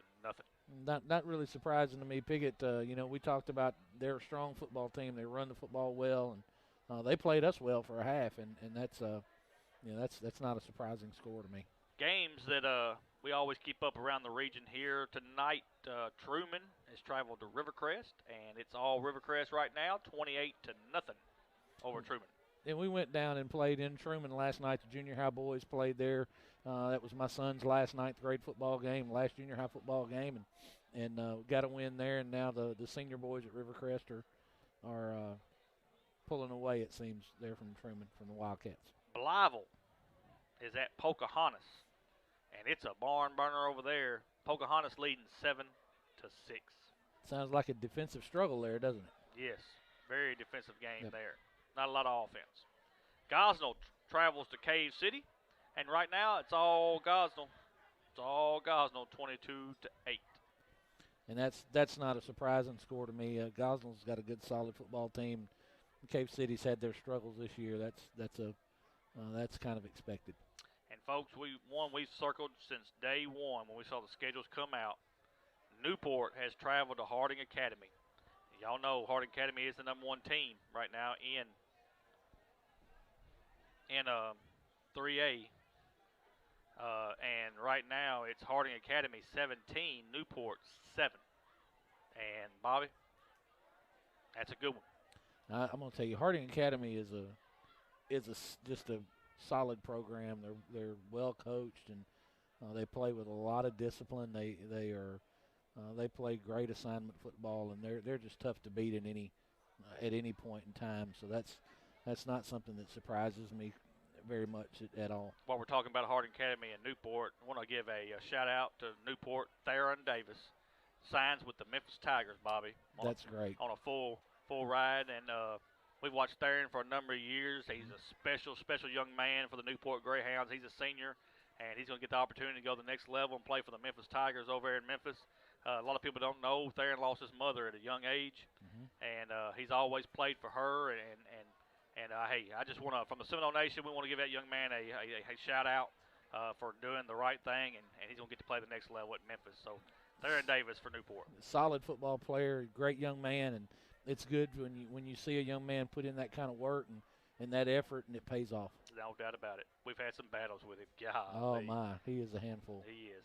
And, folks, the other one we wanted to see tonight, hey, Bryant, the number 1 team in the state is Bryant. They are at North Little Rock, which is these are 2 powerhouses, folks, in the state of Arkansas for high school football. And right now, the last score we had was Bryant 16, North Little Rock 14. That one's going to go to the wire. Man, that's a good one. Bryant, they hadn't been beaten a long time. They went to Texas and whooped up on people. Yep.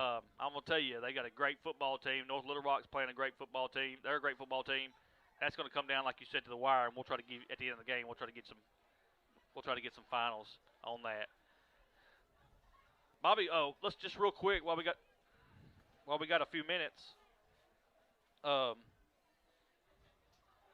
Let's talk a little bit about what we were talking about with the conference. And folks, they're doing a little with everything with the COVID. There's a lot of games have been canceled because of COVID-19. And what's happening is they're going to take probably the top team in the conference. And it's right now, Osceola's undefeated, Hoxie's undefeated. According to what happens next week, one of them's probably going to be undefeated in conference. That'll be your conference champion. But after that, they're going to go by what teams do with wins. So it could be a possibility that an Osceola team that would have 1 loss could be like the 3 or 4 seed if another team has more wins, like a Corning or somebody like that. And so it's kind of odd the way this is happening this year. I don't really agree with it whatsoever because of I think you should still take, what they're doing, Bobby, is Osceola's got 2 games against Harrisburg and Palestine Wheatley that weren't played due to COVID. And we have, what I'm understanding from our athletic director, we've tried to make them games up. And it's just not happening. But I don't think we should be penalized because them games didn't get to played. And you're going to be a 3 seed, and you're going to be the number 2 team in the conference. If you have, and you're right. The problem there is if you have a 5-1 Osceola and a 5-1 Hoxie, or a 6-1 Hoxie, then Hoxie gets the nod. Same thing with Corning. If you have a 5-2 Osceola and a 6-2 Corning, then Corning is going to get the nod, and it's outside the control of Coach Carter and Coach Leggett that these games weren't played, and to punish a football team in the seeding that way, and if people talk about the seeding, and that really determines where you go in the state. I mean, if you're a 1 seed, you're going to be at home. If you're a 2, you're going to travel, and that's a big deal. Play at home or travel, and you're punishing a team for things outside their control. Right, and what I understand is we've tried to call and make these games up. And for some reason, they're just not being made up. And I guess let me just say this. I don't want nobody to use what's going on to an advantage. You know what I mean? It's going to, in the long run, if you've played a heck of a conference season and say you got 1 loss, you're going to be the number 2 seed, I'd hate for you to drop to a 3 or 4 because you didn't get to play 2 games and there are no contest. Right. It's just it's an ugly situation all the way around. We're just glad that we've got the football season and the kids got to play. And I would think there would be some better way to seed the teams, but a decision's probably been made, and we're just going to have to live with it. Both teams are coming back out on the field. I'm pretty sure we're going to get a 3-minute warm up here. So Bobby, Yeah, they're going to put 3 minutes on the clock. So let's take one more time out, let our sponsors get a word in, and we'll come back for the second half. We're back in 2 minutes. First National Bank of Eastern Arkansas is the premier sponsor of the Seminole Nation. Located at 1460 West Kaiser, First National Bank of Eastern Arkansas specializes in all your banking needs, and they are a member FDIC. You can contact branch manager Greg Reese at 870-622-0400. First National Bank of Eastern Arkansas is a proud sponsor of Osceola Seminole Athletics. Osceola Council member Tyler Dunnigan is a proud sponsor of the Seminole Nation. Tyler and his wife Carolyn are lifelong residents of Osceola and alumni of Osceola High School. Tyler is fighting to make a better Osceola. Tyler is running for re-election to the Osceola City Council, and let's support him in making Osceola prouder, stronger, and better. Osceola Council member Tyler Dunnigan wants to remind everyone to get out and vote on November the 3rd. Osceola Council member Tyler Dunnigan is a proud sponsor of Osceola Seminole Athletics. Bugmobile of Arkansas, located at 408 South Walnut in Osceola, specializes in pest control and termite control for both residential and commercial properties. Owners Oscar and Jade Gonzalez would be happy to come out and give you a free estimate, and you can also contact Bugmobile at 870-563-6811. Bugmobile is a proud sponsor of your Osceola Seminoles and the Seminole Nation. Roller Swift Funeral Home of Osceola is a proud sponsor of the Seminole Nation and Osceola Seminole Athletics. Located at 2173 US 61 South, Roller Swift Funeral Home specializes in funeral services and helping families with the costs associated with them. For more information, contact them at 870-563-6578 and speak with David Tucker. Roller Swift Funeral Home, with all our respect. Osceola City Council member Sandra Brand is a proud sponsor of Osceola Seminole Athletics. Sandra represents the Osceola City Council, Ward 2, Position 2. Sandra spent 35 years volunteering with the youth in our community and promises to keep fighting for a brighter future for us all. Sandra's motto is Prayers for Our City. Sandra is asking for your vote for re-election for Osceola City Council, Ward 2, Position 2 on November 3rd. Sandra Brand is a proud sponsor of the Seminole Nation. The Sandbar Grill is a proud sponsor of the Seminole Nation. The Sandbar Grill is located at 1100 West Kaiser in Osceola and can be reached at 563. And we are back here at Seminole Stadium. Second half action finna get going here, 21-6. And Bobby, both teams, what do they got to do to get this thing going here? Well, if you're Osceola, you've got to control yourself and play with discipline. You can't afford any more unsportsmanlike penalties, and you can't turn the football over. You know, you've shown the ability to move the football against the Hoxie defense, and they've played fairly well against the Hoxie offense. The defense has not been horrible. They need to find a way to get stops. So, and you know, the keys to victory for Osceola are just eliminate the emotional penalties, eliminate the unsportsmanlikes, and continue to play sound defense. If you're Hoxie, you just got to keep doing what you're doing. I agree. It's working. Until they show me any different, I continue to do the same thing. But, hey, Seminoles not going to give up on you here tonight, folks. Y'all hang in there with them. They're not going to give up on you. They're going to come out here in the second half. They're going to do all they can to try to get back in this game and try to get a win no matter what. I think if I'm Coach Carter, I sell out to stop the run and say, you're going to have to beat me with your arm. You're going to have to beat me. Dalen Powell, you're going to have to beat me with your arm. Logan Slayton's going to be the kicker for Osceola. Deep to receive is number 7. That is Derek Powell.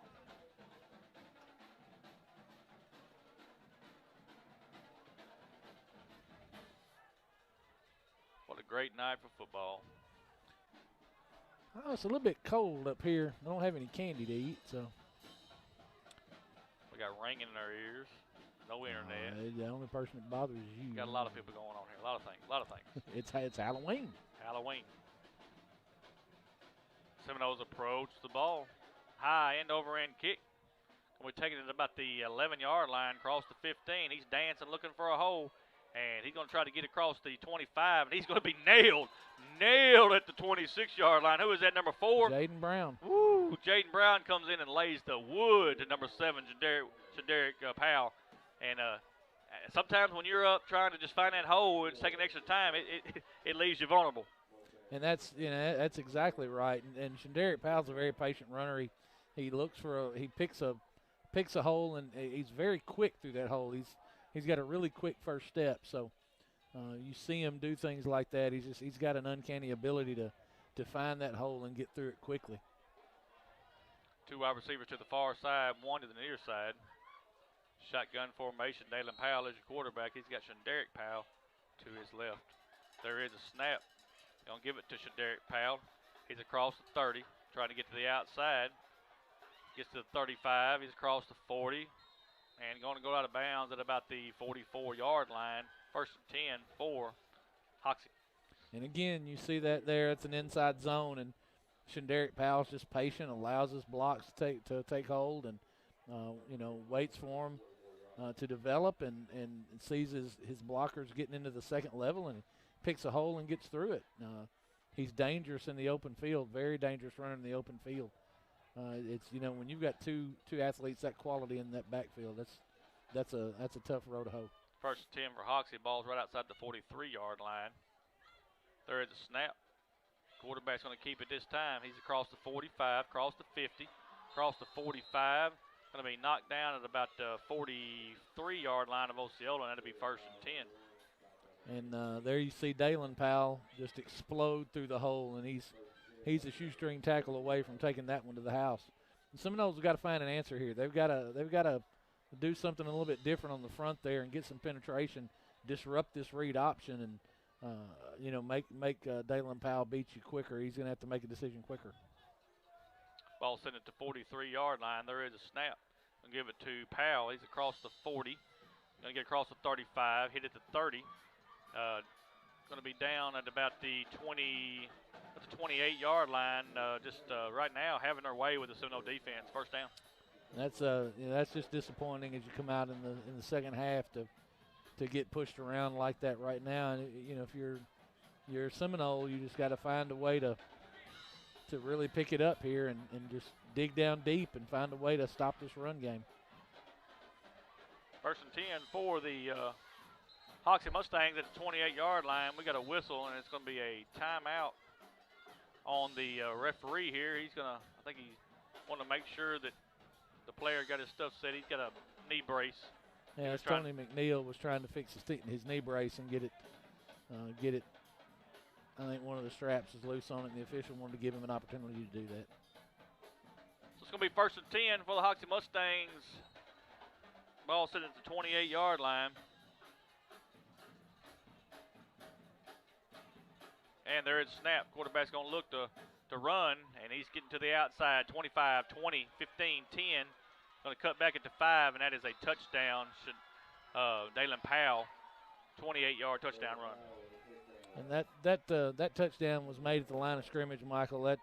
There was a block on Javion Wiley that sealed the edge and got Dalen Powell outside, and he just did a really good job there using his blocking downfield, and that's the last thing you needed if you're Seminole in the beginning of the second half. I think Hoxie's going to go for 2 here. Quarterback is in the shotgun, heavy set to the left. There is a snap. Going to give it to, no, the quarterback's going to keep it. He's hit, and he's not going to make it. 2-point conversion is no good. 10:37 left in the third quarter. Hoxie 27, Osceola 6. Take a quick timeout. Back in 30 seconds. The Osceola School District is a proud sponsor of the Seminole Nation. Superintendent Alfred Hogan and the Osceola School Board wishes all students a great school year. The Osceola School District is committed to preparing all students with an equal opportunity to be successful. The 2020-2021 school year promises to be exciting with reflections of the past, anticipation of the future, and a pure determination to make a difference. The Osceola School District says, "Go Seminoles!"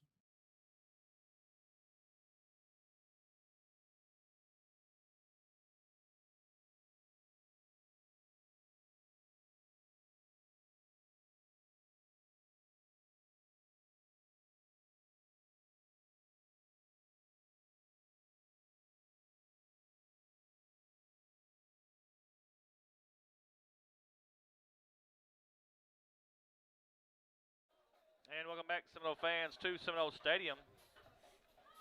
28-yard touchdown run by number 13, Dalen Powell for Hoxie. 2-point conversion was no good, and they lead 27-6. High end over end kick. Going to be taken at the 18-yard line, across the 20. Across the 25, going to go out of bounds on the far side. That is number 17, Sanajay Brown. And it'll be first and 10 for Osceola. What do you got to do right here offensively? You just got to drive the football. I mean, there's got to be a sense of urgency, and you can't just can't just sit back and take your time, but there's no need to start throwing the football deep down the field every time yet. Just a good solid drive, good balance, a mix run and pass, and get some points on the board, and you can turn this thing around.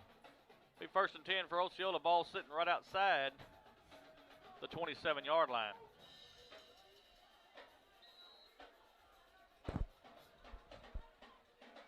Seminoles come to the line of scrimmage. Everything's in tight this time. One man comes into motion. So Najee Brown is going to have the ball.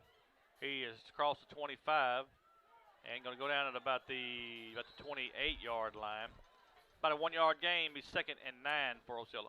That play had a lot of potential on the outside, but they had problems at the mesh point and almost fumbled the handoff there, and that changed the whole timing of the play. And that's just execution. That's you got to clean that up right now. 2nd down, 2nd and 9 for Osceola. 10:03 left in the third quarter, 27-6, Hoxie leading. 2 wide receivers to the far side, 2 to the near side. Shotgun formation for Dontavian Littleton, our quarterback. Anthony Harris Jr. comes into motion. The quarterback's going to keep it. He's across the 30. And going to go down at about the 34-yard line. And that hole really opened up nicely there for Dontavian. He got caught from behind just a little bit, or he probably would have gained another 5 or 6 yards. But that's a good positive for the Seminole line. They opened that hole nicely. Be 3rd down, 3rd and about 4 for Osceola. Come out of the huddle, 16 on the play clock. They got a 1 wide receiver right here. Everything's in tight. Quarterback's going to keep it here. He's trying to find a hole. Cross the 35, cross the 40, cross the 45. And he's going to go down all the way up here to about the 48-yard line. And that's a good run by Dontavian Littleton. About pulled his jersey off. Davey Powell got him from behind and got a hold of his jersey and just hung on to him, or Dontavian gains several more yards. And, maybe we need to get us some of those Earl Campbell tearaways. Just let him run out of it. Let it keep running. 48-yard line is where the ball is marked. 1st and 10 for the Seminoles.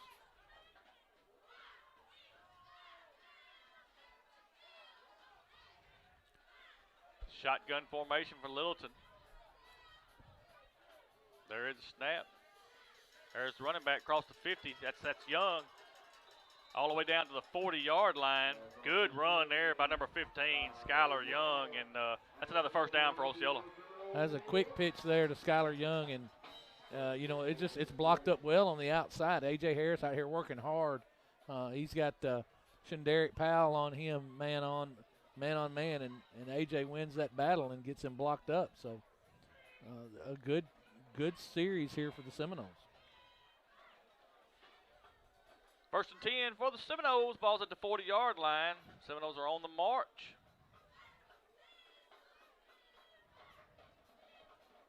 Littleton is your quarterback. He's talking to his running back. There is a snap. Quarterback's going to keep it. He tried to do the bootleg, and he is in trouble. And just going to go down. Going to go down back at the 7-yard line. It's a loss. And it's going to be 2nd down for Osceola and long. They tried to run a naked bootleg, and there were receivers out there that were open, but the pressure came from the edge of the Hoxie Mustangs, and it got there too quick. Dontavian didn't have time to really do anything, and he did the smart thing. He tucked the football and just went down and lived to fight another day. 2nd down, ball sitting back at the 47-yard line of Hoxie.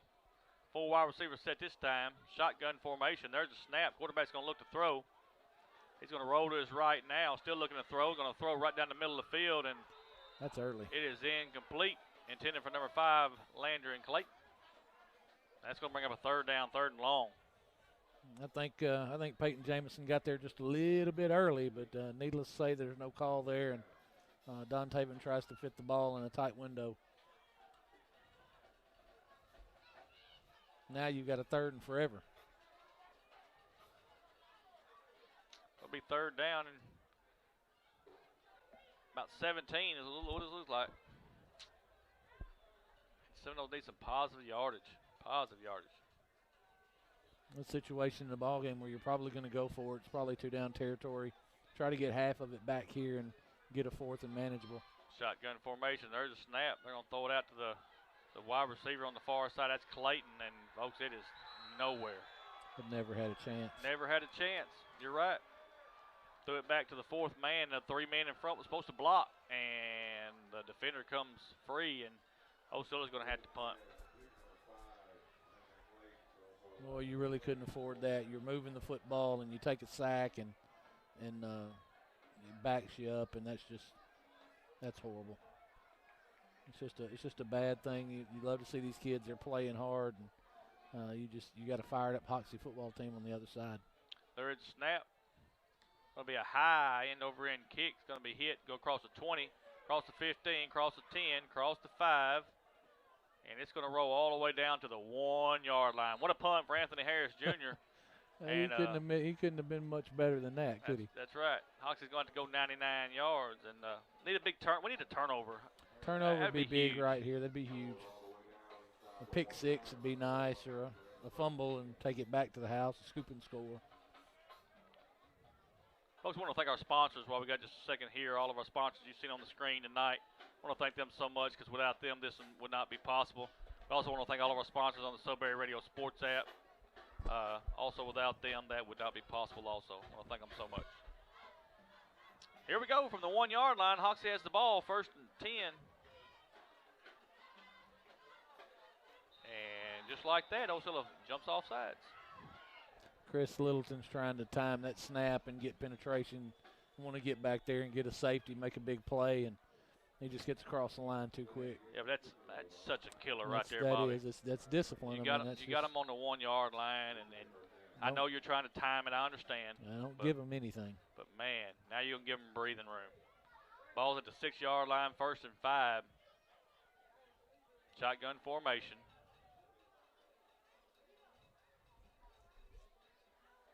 And there it's snap. Quarterback's going to keep it this time. He's across the 5, across the 10, across the 15. He's across the 20. And he's going to go out of bounds. We'll just have to see where they mark it at. He's still running down the sideline. They hadn't blown the whistle yet. We got a flag on the far side out there about the 14-yard line. We'll just see what that's for. Be a hold against Hoxie, so that'll bring them back. Be 10-yard. Well, just according to what I don't know if they'll go 10 yards from there or not. Maybe half the distance. Let's see. It'll be a half the distance. It's. Yep.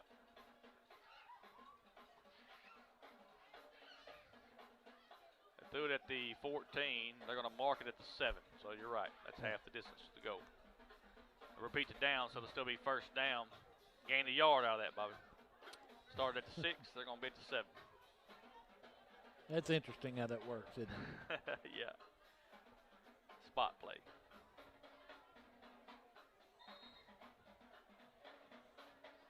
First and 10 for the Mustangs. 6:14 left in the 3rd. 27-6. Hoxie leads Osceola. Shotgun formation.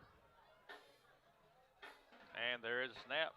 Quarterback's going to keep it. He's dancing. Going to get positive yards. He's across the 10, 15, 20. He's across the 25, across the 30. And they're trying to get him down all the way up to about all the way across the 39, 40-yard line.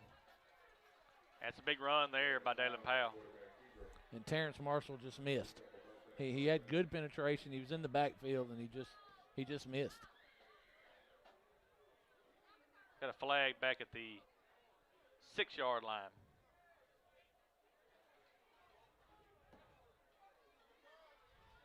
We'll see what this flag's for.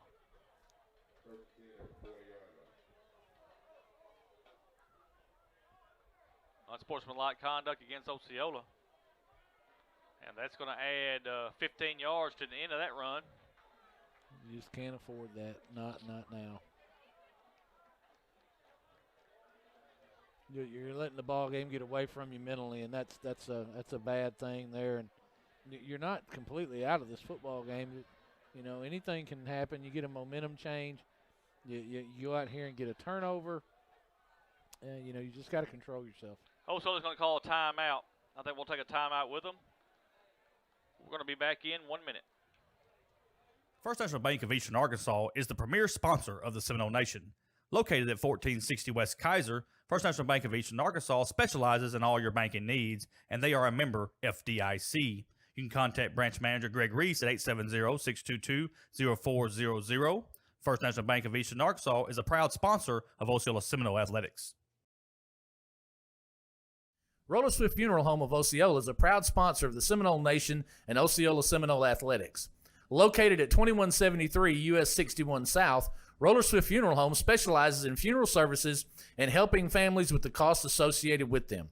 For more information, contact them at 870-563-6578 and speak with David Tucker. Roller Swift Funeral Home, with all our respect.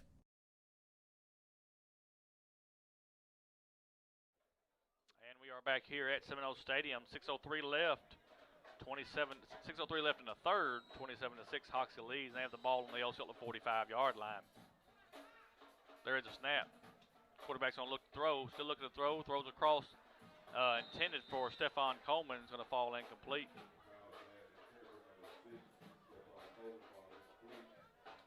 And I know a lot of people say Stephon Coleman. He is a transfer. He was at Osceola last year and the previous years. Transferred to Hoxie before school started, and now he's a Hoxie Mustang for his senior year. Two wide receivers to the far side, shotgun formation. And there is a snap. Quarterback's going to keep it. He's across the 40, across the 35. Going to go out of bounds on the far side at about the 29-yard line. That's a 1st and 10 for Hoxie.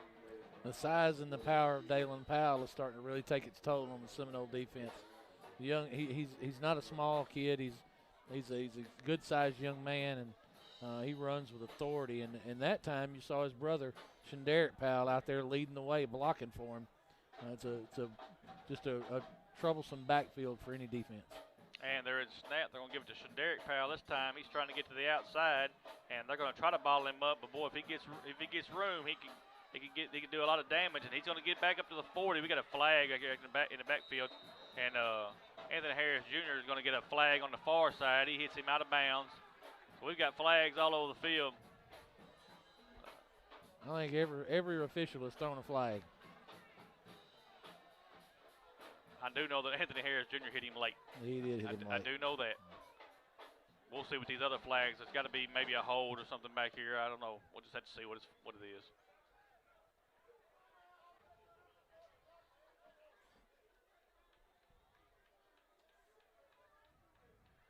You know, these referees, they got them good gadgets, Bobby. They talking to each other with earpieces and like the NFL out here. Well, I guess they couldn't get him to understand, so he's going to go over and talk to Hoxie. What he's trying to do is try to maybe figure out which penalties he wants.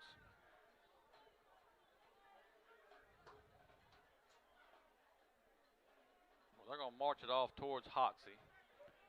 It's going to remain first down if I understood him right. Bobby, ain't no way that's right. There's a personal foul on the far side on Osceola. See, he jumped the gun. He didn't listen to the referee. And we got a legal block in the back against Hoxie.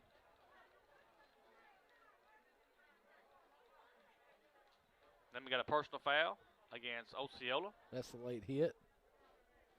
And they're going to all set. And we're going to play the down again. Ball's back to the 39-yard line. Be 1st and 10 for the. It's not 1st and 10. It's 1st and 20. Oh, that's right. I'm sorry. 1st and 20. I apologize. I just knew we were back to the 39 there as original. There is a snap. Quarterback's going to keep it. He's got big yards, and he's going to score, folks. Too easy right there. He went right up the middle. That was too easy. 39-yard touchdown run by Dalen Powell. They've blown this game wide open.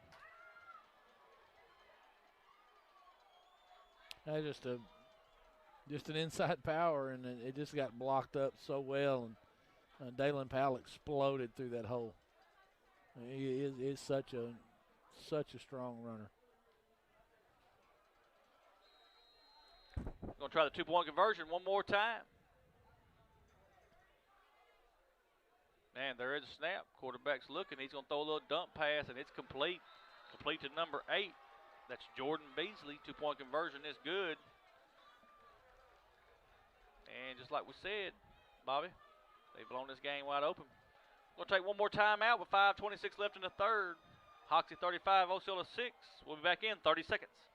Bugmobile of Arkansas, located at 408 South Walnut in Osceola, specializes in pest control and termite control for both residential and commercial properties. Owners Oscar and Jade Gonzalez would be happy to come out and give you a free estimate, and you can also contact Bugmobile at 870-563-6811. Bugmobile is a proud sponsor of your Osceola Seminoles and the Seminole Nation.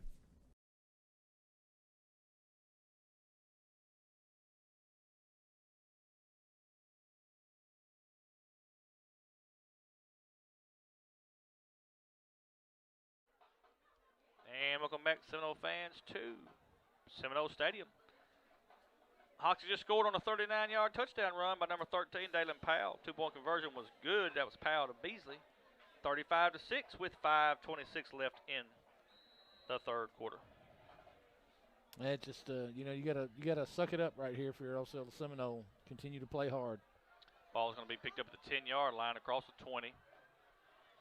Trying to get away up to about the 28-yard line. Be first and 10. That was number 7, Alton Bournes. Carson Cooper gets down there and gets his hands on him, and Alton almost runs through that tackle. And you like to see that. Still playing hard. Still out here fighting. And we know the Seminole kids won't quit. They're going to continue to play hard. Be first and 10 Osceola. Ball's marked at about the 29-yard line of Osceola with 5:13 left in this ball game. In the third quarter, I'm sorry. I keep thinking we're in the fourth. No, it's been a long third quarter. Long third quarter. You agree? It's been long. 4 wide receiver set. Shotgun formation. Littleton's going to look to throw. Trying to roll. He's running for his life. Now he's just going to try to tuck it and run. Ball's on the ground, and Hoxie's going to have it at the 26-yard line. And, folks, they're just not going Osceola's way. It's not happening. Don Taven just trying to do too much, Bobby. Sooner or later, somebody's got to teach him to just throw the ball away. You just got to. If it's not there, just throw it away. And the pocket collapsed on him, and he didn't have an escape route, and he was trying to stay there and make something happen. The receivers started to come back. That's the drill. If you know your quarterback's in trouble, you come back toward him. He's got to hang on to the football there. At some point, you just got to tuck it and take the loss and again live to fight another day. Ball sitting on the 26-yard line of Osceola. 2 wide receivers to the far side, 1 to the near side. Shotgun formation. And there's a snap. Quarterback's going to keep it.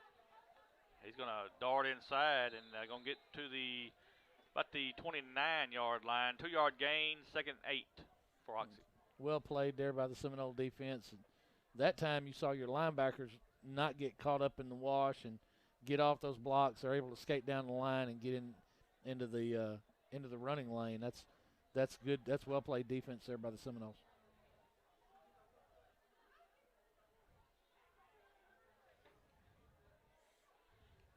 Hoxie comes to the line of scrimmage, 3 wide receivers to the near side.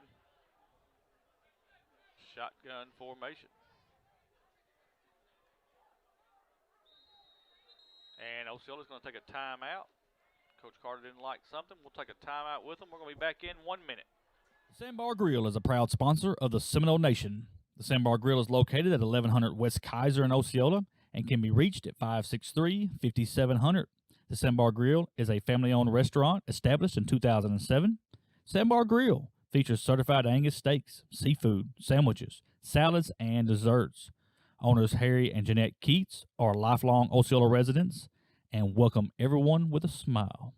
Sandbar Grill is a proud sponsor of Osceola Seminole Athletics.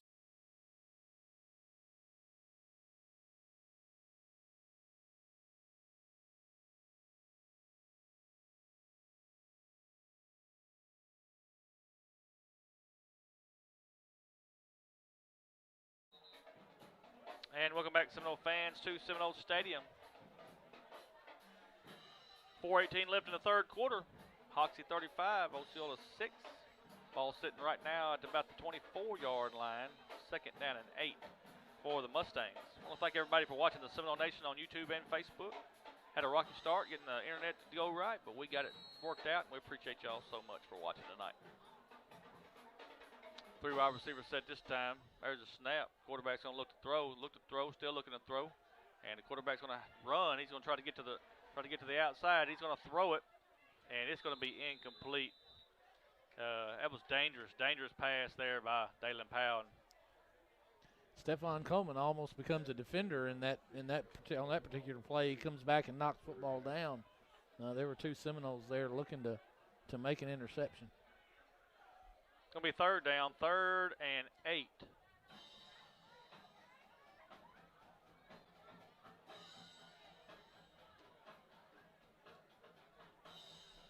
Hoxie comes to the line of scrimmage, 3 wide receivers to the far side. And there is a snap. It's going to be a fumble snap. Quarterback's going to pick it up. He's trying to get to the outside. He's still looking to throw. And there ain't nobody over here.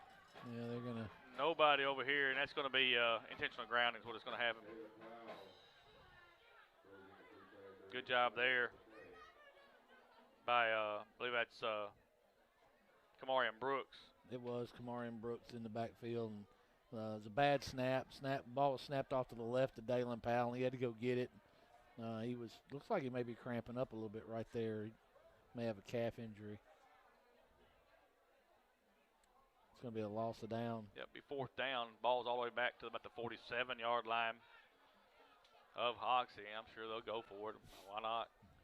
Everything's went their way pretty much tonight. I don't know at this point why you would punt the football. Well, he's made a fool out of us already once tonight on an onside kick. That's true. That's true. I think Hoxie's going to call a timeout. They want to talk about it, so we'll take a timeout with them. We're back in 1 minute. Osceola City Council member Sandra Brand is a proud sponsor of Osceola Seminole Athletics. Sandra represents the Osceola City Council, Ward 2, Position 2. Sandra has spent 35 years volunteering with the youth in our community and promises to keep fighting for a brighter future for us all. Sandra's motto is Prayers for Our City. Sandra is asking for your vote for re-election for Osceola City Council, Ward 2, Position 2 on November 3rd. Sandra Brand is a proud sponsor of the Seminole Nation. The Osceola School District is a proud sponsor of the Seminole Nation.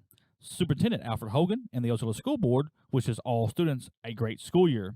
The Osceola School District is committed to preparing all students with an equal opportunity to be successful.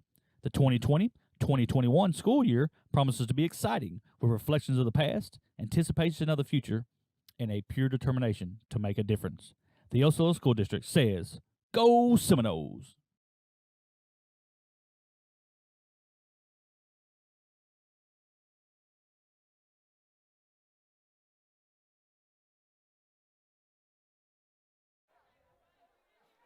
And we are back. As you see, Hoxie's going to punt, high end over end kick. It's going to be picked up by Osceola, and he gets slammed. Did he call fair catch? Or he did not call a fair catch. What in the world? Bobby, what was that? You just catch it and just stand there, and he got slammed. I don't. Then the official was giving him a break by blowing the whistle, but Hoxie defender had already wrapped him up and had him in the air. Yeah, you all right. He helped us out. He helped number 22 for Osceola, Jabari Person. He helped him out because, he could have just let it happen and just let him, slam him worse than that. That's correct. Wow, I don't know if I've ever seen that. On a punt, you just pick it up and stand there. Ball's going to be sitting at the 20-yard line of Osceola. Some days it's just not your day. It's not. It's not, and it's not been Osceola's day. 3:55 left in the third quarter. I don't know if this third quarter is ever going to end. Javion Wiley's late getting on the field. He got 4 on the play clock. He's a center. There's a snap. Quarterback's just going to keep it. We got a flag on the far side. They're going to get us for illegal procedures. What's going to happen? That's exactly what it is. Illegal. He's calling an illegal shift and a false start. He gave about 3 signals there. He sure did. And it's going to cost us 5 yards. Still be first down back at the 15-yard line. Wonder how the center forgets to get on the field. But he did well. I was impressed. He ran out there, stood over the ball, snapped it. Here we go. You know, it didn't take him. He didn't have any problems with it. So. First and 15 for Osceola. Again, the ball's marked at the 15-yard line. There is a snap. Quarterback's going to roll to his right. He's looking to throw, and he's going to throw complete. Across the 20 up to about the 25-yard line. He's still trying to get positive yards. And right at about the 25 is where they're going to mark it out at. Jabari Person. And that's the Dontaven Littleton we're used to seeing right there. I mean, the ball is out on time, and it is right into the chest of Jabari Person. It's a well-thrown football and a well-executed play. Going to bring up second down, second and about 4 for Osceola. There's the snap. Quarterback's going to roll to his right. Still rolling to his right. He's going to throw, and it's picked off. Picked off at the 28-yard line. It's going to be a pick 6 by number 3. That's Davey Powell on the 28-yard pick 6. And we've got 2 flags at the 5-yard line. And that's just a case where Dontaven tries to throw a bullet, and he needed to put a little loft on the football. He had an open receiver. He's just got to get that over Davey Powell's head. They said it's going to be a hold against Hoxie. And what that's going to do is should negate the touchdown. Negate the touchdown. But nevertheless, that will be a turnover. They're going to have the ball at the 16-yard line, first and 10. That's what Hoxie will have with 3:28 left in the third quarter, leading 35-6.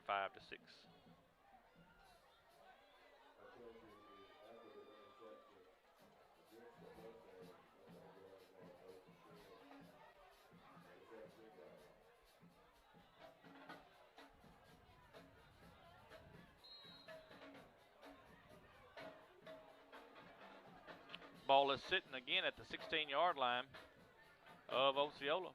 Going to ask the defense one more time to try to rise up.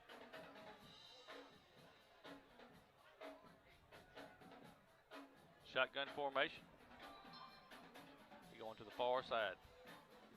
There's a snap. They're going to give it to Derek Powell across the 10. He's close to the, well, they're saying they're going to push him back. They're saying there's a fumble. I thought I saw the ball come out. And it is. Osceola has it. Osceola's got the football, so there's a break.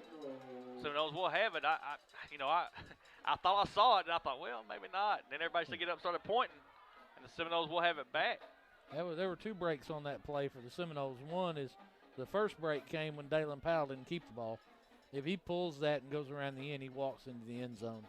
And then the second is the ability to get that turnover, and maybe this will breathe life into this Osceola Seminole football team. That's what you got to hope.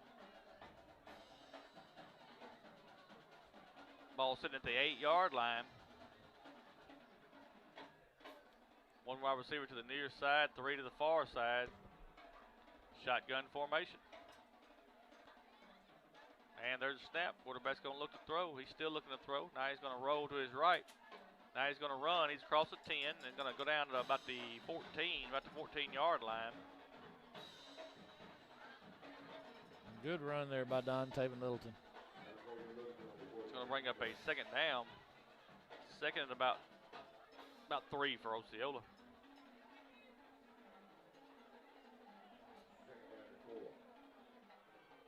Well, they're going to move it back to the 19.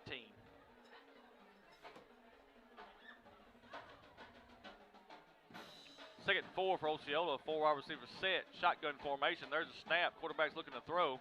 Going to step to his right. And now he's going to take off again and drag down. We'll just have to see where they mark it at. Good coverage on the back half there for Hoxie. They didn't allow anything. It's a 3 receiver set and three routes. But Hoxie sitting back in that zone. They know Osceola wants to throw the football at this point. We'll get a gain to the 16-yard line. We've got to have at least the 18 and a half, so we're going to say 3rd and 3. For the Seminoles.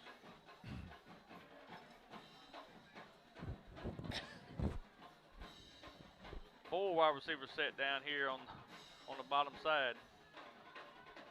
There's a snap. Quarterback's going to look to throw. And he's going to go deep to the top. And it's going to be complete to Anthony Harris Jr. He's at the 30, 25, 20, 15, 10. 5, and that is a touchdown, Seminoles. Woo-wee, what a catch, folks. What a throw you're a catch. You're going to see replays on that all night long. Cue it up, Channel 8. There's your play of the game, buddy. What a throw, what a catch. Wow, what a pitch and catch from Dontaven Littleton to Anthony Harris Jr. And I got to tell you, the defense is there. Defense is there perfectly and running step for step, stride for stride with Anthony Harris. And Dontaven just lays it on him. That's a great catch and a great throw. Logan Slayton's going to attempt the extra point for Osceola. There's the snap, the hold's down, the kick is up, and it is good. 2:14 left in the third. Hoxie 35. Osceola 13. Take a quick timeout. We'll be back in 30 seconds. Osceola Council member Tyler Dunnigan is a proud sponsor of the Seminole Nation. Tyler and his wife Carolyn are lifelong residents of Osceola and alumni of Osceola High School. Tyler is fighting to make a better Osceola. Tyler is running for re-election to the Osceola City Council, and let's support him in making Osceola prouder, stronger, and better. And we are back, Seminole fans, to Seminole Stadium. 84-yard touchdown pass from number 11, Dontaven Littleton, to number 12, Anthony Harris Jr. Extra point by Slayton was good. 35-13. You know, Michael, this has been the longest third quarter I think I've seen in a long time. You still got 2:14 to go in the quarter.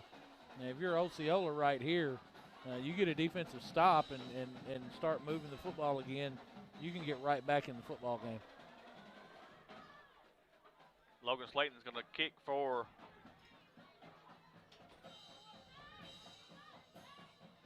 Osceola.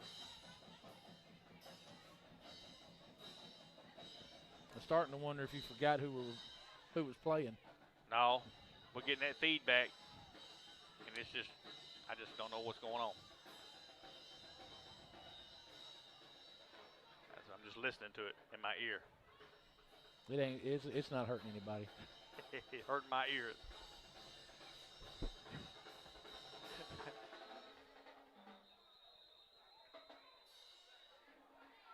And let's see here. Osceola's going to kick. And we got a flag on the play. I believe we're going to be offsides. Yeah, Osceola's offsides. We're going to re-kick. They'll back it up 5 yards and kick it again.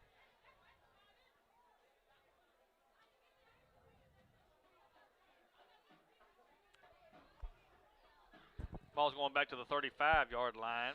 We're going to kick it one more time.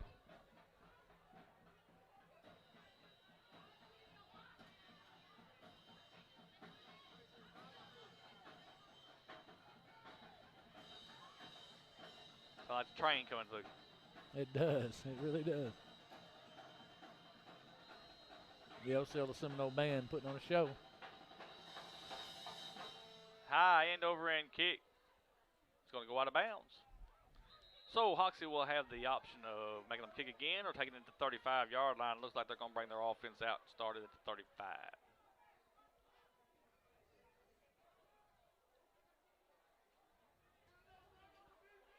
I want to thank all of our listeners tonight on the Seminole Nation Facebook page and YouTube page. And we want to thank everybody listening on the Sudbury Radio Sports app.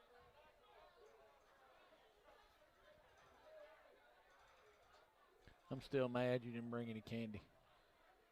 It's Halloween. I told you, you was at the trunk or treat. You should have brought it. There's plenty of candy at the trunk or treat. But that was for the kids. Pitiful. 1st and 10 for Hoxie. There's a snap. Quarterback's going to keep it. He's across the 35, across the 40. And good job there to tackle by Osceola. Anthony Harris Jr., I think, got him that time. 9-yard gain, be 2nd and 1 for Hoxie. I think that was Dontaven that got him there. They've been some quarterback-on-quarterback action here several times tonight. Those two young men playing across from each other, and both just amazing athletes. So Halloween tomorrow, Bobby, you got your costume ready? Yes, I do. I'm going to be a policeman. Well, I'll be dog. We'd have never guessed that. 2nd and 1 for the Mustangs. There's the snap. Gonna give it to Powell. He's across the 45. He's across the 50, 45, 40, 35. He's gonna go out of bounds at about the 35-yard line of Osceola. First down for the Hoxie Mustangs. Well, he's just so good at seeing the lane and finding the hole, getting on track.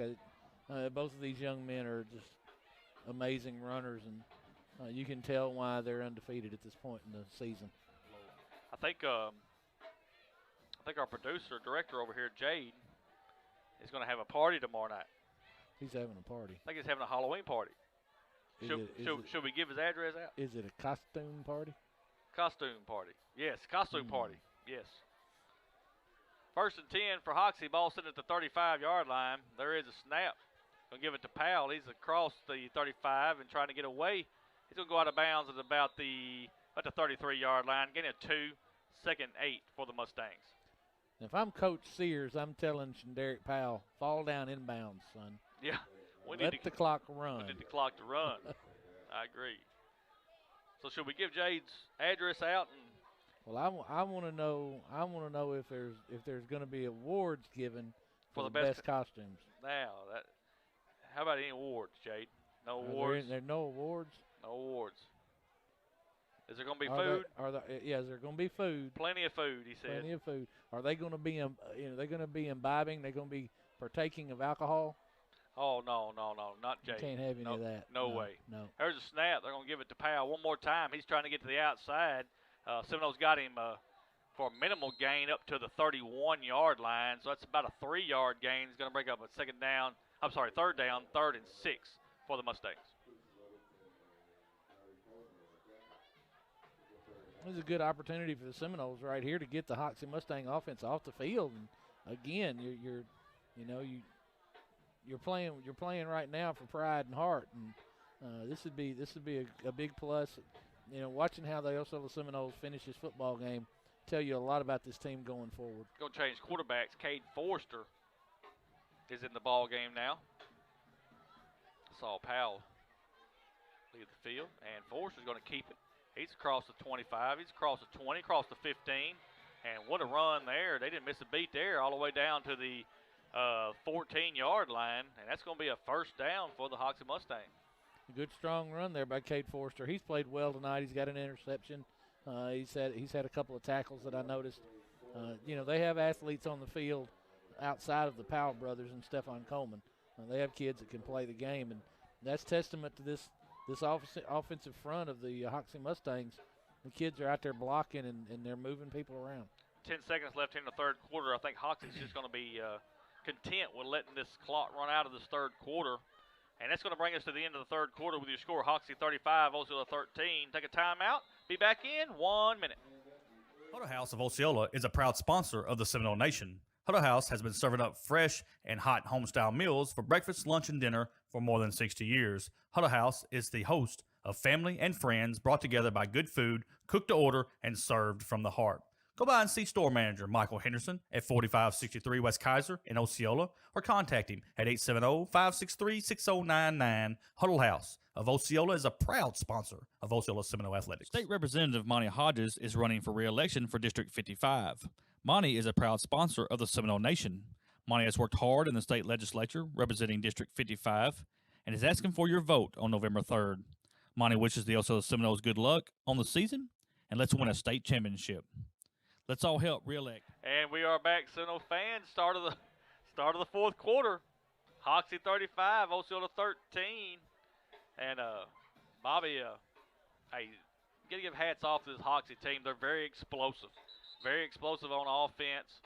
I really think this would have been a different ball game if we didn't turn the ball over as much as we have. But nevertheless, you got to give it to Hoxie right now. They're in the driver's seat. And Seminoles got 12 minutes to try to find a way back in this game. That's the truth, Michael. And they are as advertised, which we've known this. We've seen the Powell brothers now for 2 years prior to this, and Coach Sears, and you could see what he was building at Hoxie. You could see the program really starting to come together and move forward. So it's not a surprise to me, and they are as advertised. Quarterback's in the shotgun. There's a snap. Quarterback's going to keep it. He's across the 10, and they're going to give him to about the 9, maybe the 9-yard line. It's going to bring up a second down, second and about 6 is what you're looking at for Hoxie. You know, Cade Forrester showing you that he's a very capable runner in his own right, and he's just a junior, so you know you're probably if you're a Hoxie fan, you're probably looking at next year's starting quarterback right there, and you got to feel good about that and seeing how the young man can run the offense. Ball sitting at the 9-yard line of Osceola.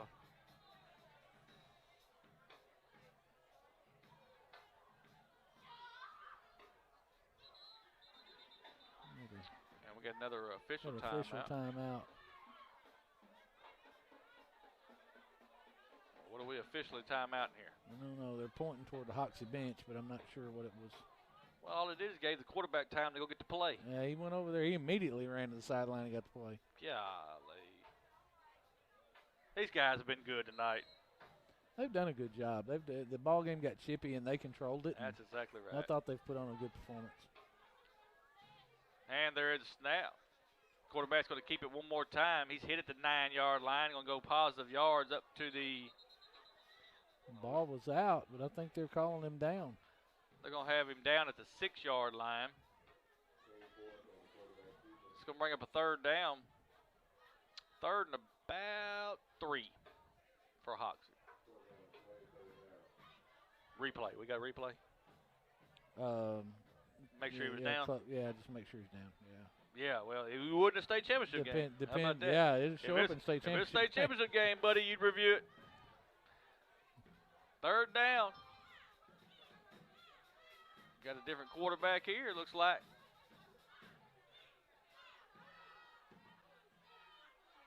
Well, Dalen Powell's back in the football game. Hoxie's going to take a timeout. Timeout, Hoxie. We'll take another quick timeout with them. We're back in 30 seconds. The Willis Clinic is a proud supporter of the Seminole Nation. Medical Director Dr. Sharita Willis is wishing the Seminoles a safe and successful season on the field. The Willis Clinic is located at 616 West Lee, and their hours are Monday through Thursday, 9 a.m. to 5 p.m. The Willis Clinic can be reached at 870-563-2545. The Willis Clinic is serving your total health care needs. The Willis Clinic is a proud sponsor of Osceola Seminole Athletics. And welcome back, Seminole fans, to Seminole Stadium. 10:25 left in this ball game. 35-13, Hoxie leading Osceola. And Bobby, it's third down and about 3 yards.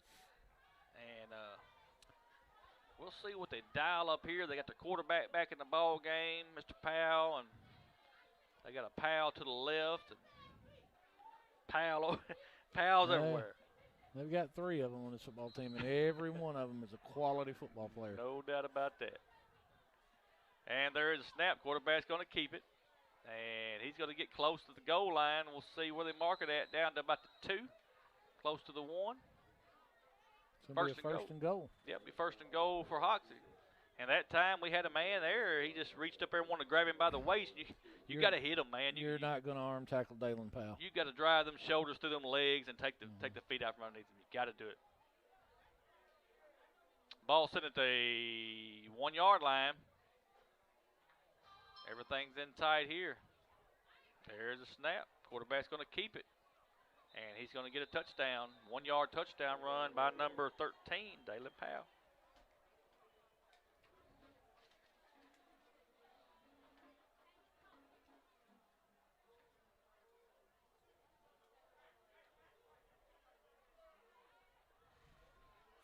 They're going to go for 2 again. I don't understand the reasoning behind that. Bobby. Now they're going to run the field goal team on. Yeah, well, they thought about it.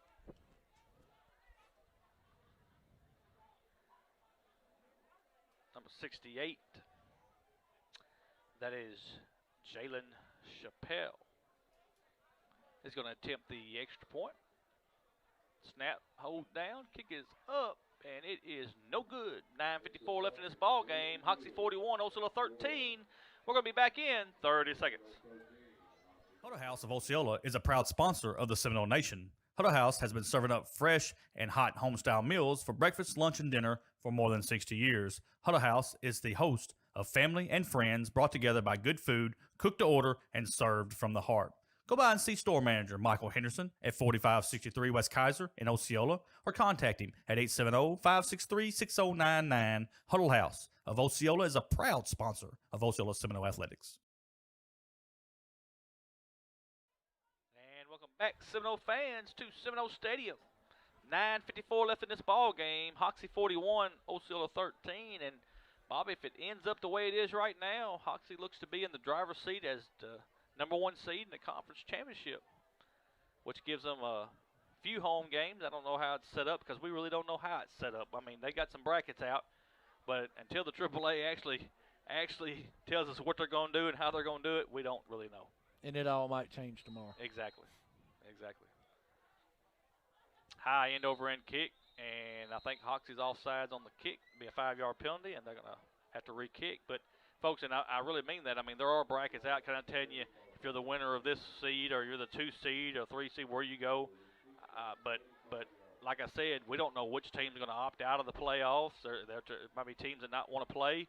There may be some teams that you know, it's according to how they seed you out of conference, if they take wins or what they do. So we really don't know until we get the game over with or close to next week. I'm sure we'll get something next week with it being the last week.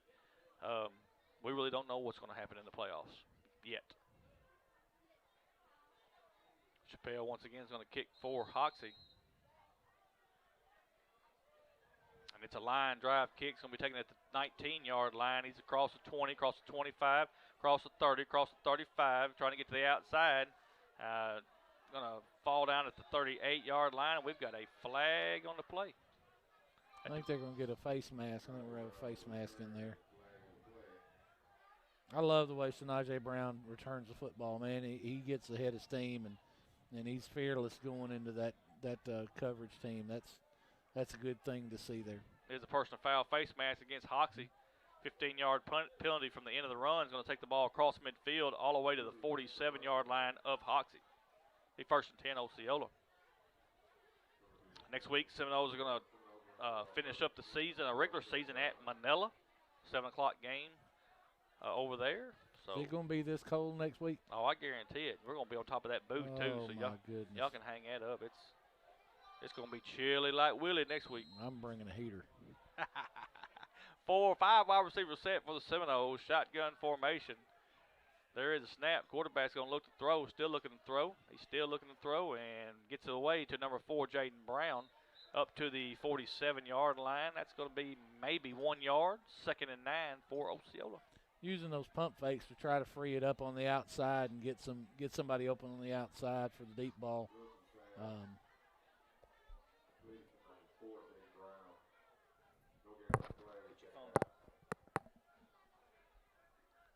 Second down and 9. Shotgun formation for Dontaven Littleton. There's a snap. Quarterback's going to look to throw. Still looking to throw. He's trying to get away now. He's got room to run across the 45. Now he's going to backtrack across the 40, taken down close to the first down. Let's see where the mark's going to be at. They're going to mark him at the 36-yard line. That's going to be a first down for Osceola, 1st and 10 on the Dontaven Littleton scramble.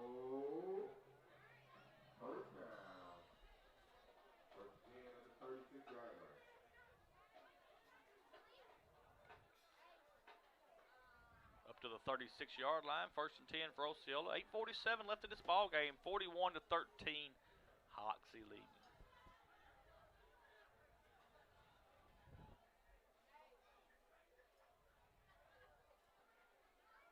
One man goes into motion. There's a snap. Quarterback's going to look to throw. He's going to throw right in the middle of the field. It's complete. Jabari Person across the 25, and he's going to be brought down at about the 22-yard line, but that's enough for another Osceola Seminole 1st down.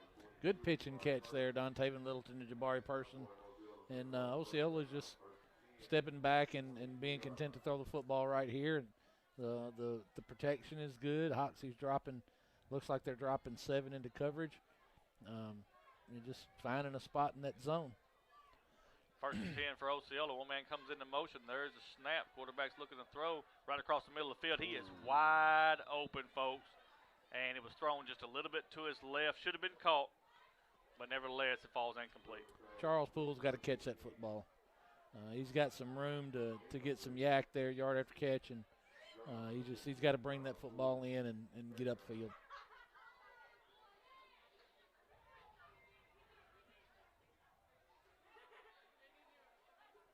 Be second down, 2nd and 10 for the Seminoles. Ball's marked at the 22-yard line of Hoxie.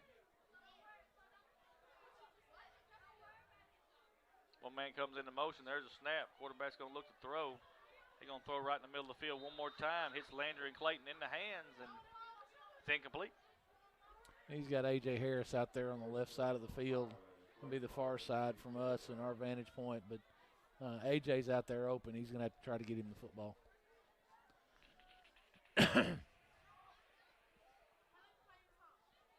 Third down, 3rd and 10. 2 straight drops for the Seminoles. They got to make these catches, help their quarterback out. 5 wide receivers this time. And there's a snap. Quarterback's going to look to throw. He's running for his life. He's across the 20, across the 15, across the 10. Going to go down to about the 5-yard line, and that would be another first down, 1st and goal for the Seminoles at the 5.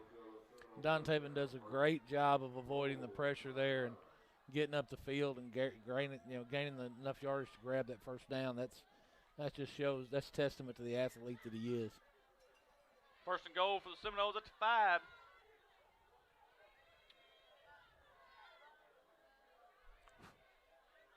Shotgun formation for Littleton. Got Jabari Person to his left. There's a snap. Quarterback's going to look. He's still looking, trying to find a hole. He's across the 5 to the 4-yard line.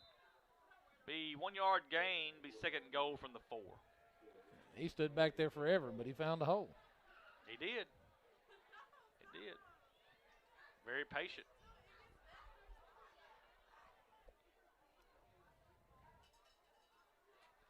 I just can't. It's cold. It's cold, and I just saw a gnat. Where'd a gnat come from in this weather? Now he's a bug expert.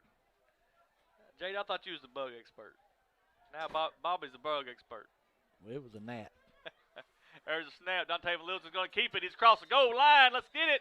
Touchdown. Seminoles. 4-yard touchdown run by number 11, Don Taven Littleton.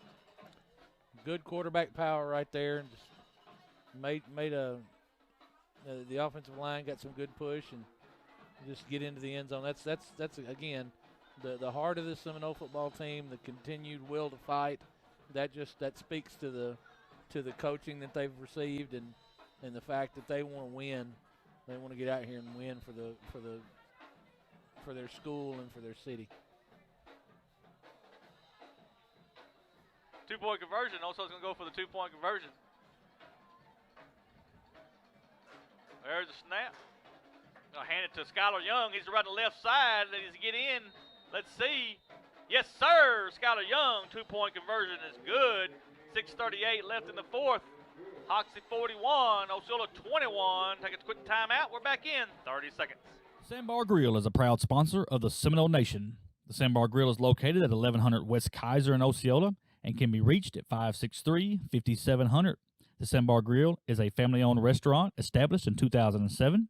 Sandbar Grill features certified Angus steaks, seafood, sandwiches, salads, and desserts. Owners Harry and Jeanette Keats are lifelong Osceola residents and welcome everyone with a smile. Sandbar Grill is a proud sponsor of Osceola Seminole Athletics.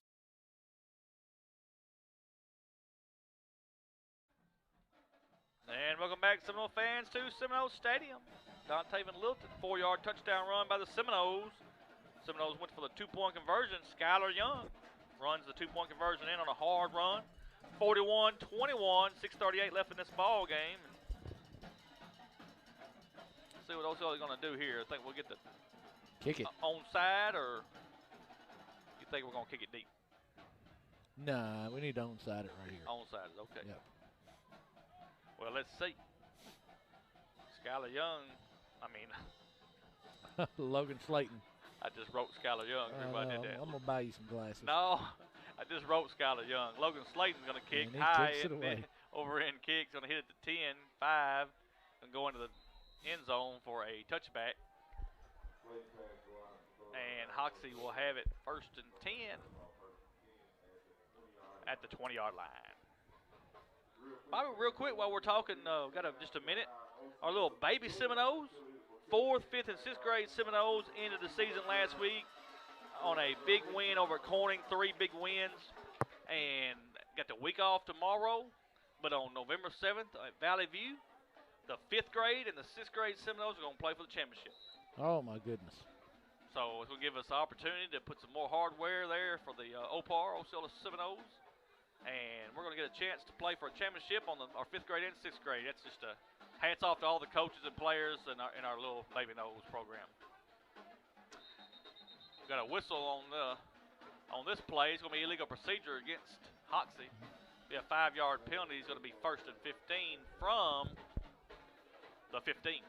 You know, Michael, you talk about the Baby Knolls and that Pee Wee Football League, and you know, we talk about the decline of Arkansas high school football and the production of D1 athletes and in the state of Arkansas. And I think if you look at when that decline began, you can directly attribute some of that to the abolition of Pee Wee football in the state. You know, we went for several years that kids didn't start playing football until the 7th grade. Now you're starting to see that come back, and that's a good thing for Arkansas football. No doubt about it. It gets them ready. Quarterback's going to keep it this time. There's a hold right there. They missed that on A.J. Harris. 25. He's going to go out of bounds about the 30-yard line. And like I said, the left tight end pulls A.J. to the ground, Bobby. Yeah, they missed the one there. But nevertheless, it doesn't, it's not going to cost you the ball game at this point. 1st and 10 to 31 for the Hoxie Mustangs. And you're exactly right, Bobby. If you can play, we started 4th grade, and we're in a league with about 21 teams from around the region. And you start them in 4th grade, 5th, and 6th. And at least when they get ready for 7th grade, you don't have a coach in 7th grade, which we call school ball, having to teach them how to hand off, Right. how to snap the football, how to get into a 3-point stance. I mean, all that's pretty well ready to go by the time they get to 7th grade. And you're right. And they're ready to play the game. No doubt about it. Quarterback's going to keep it this time. He did not go down. He's still running. Well, they're going to call him whistle. down. Yeah, they're going to call him down back to about the 27, 28-yard line. It's going to be a loss on the play. So let's bring up a 2nd down, 2nd and about 13, what you're looking at. And it's true, Michael. You know, the thing that I remember most about my days in playing football is the majority of the kids that I played with from the 4th grade on. Yeah. And we all knew each other and knew what we were capable of, and it just builds strength and camaraderie in those teams. No doubt, and that's kind of what you're seeing right now in the program that you see here. Quarterback's going to keep it here, goes across the 30, going to get back to the original line of scrimmage to the 31. It's going to bring up 3rd and 10. But Bobby, like we talked about, you look out there at Don Taven and Jabari Person and Skylar Young and Anthony Harris Jr. and Chris Littleton. Them kids all played together when they was in 4th, 5th, and 6th grade. I mean, and there's more than that. I could name the whole team because most of them kids all played in the OPAR program, and here they are, playing for a conference championship. And I just and it's the same way all across the board. Most of your teams that you see, them kids have been playing with each other for a long time. That's what you need, that strength. Quarterback's going to keep it one more time. He's across the 35, across the 40, still on his feet, across the 50, and he may go. It's a foot race, Bobby, and number 1, Cole Forster, is going to go. That is a 69-yard touchdown run by Cade Forster.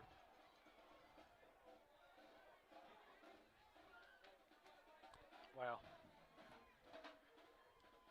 Just again, if you're a Hoxie Mustang fan, the future's bright. That young man can play, and he pulls that thing in the read option and takes off around the right end, and you saw the speed at the end of it there. That's just a great play by Cade Forster.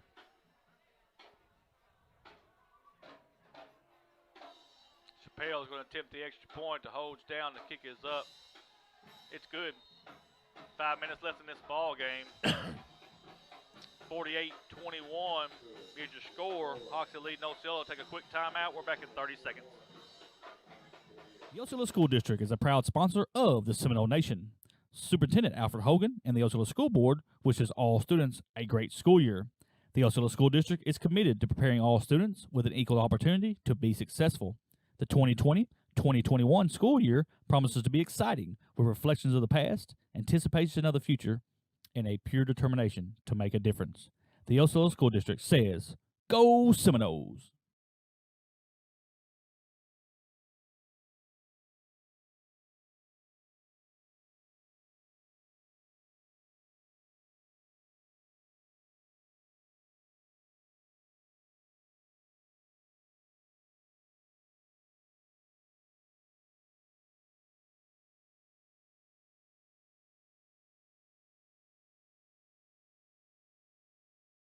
Seminole fans to Seminole Stadium.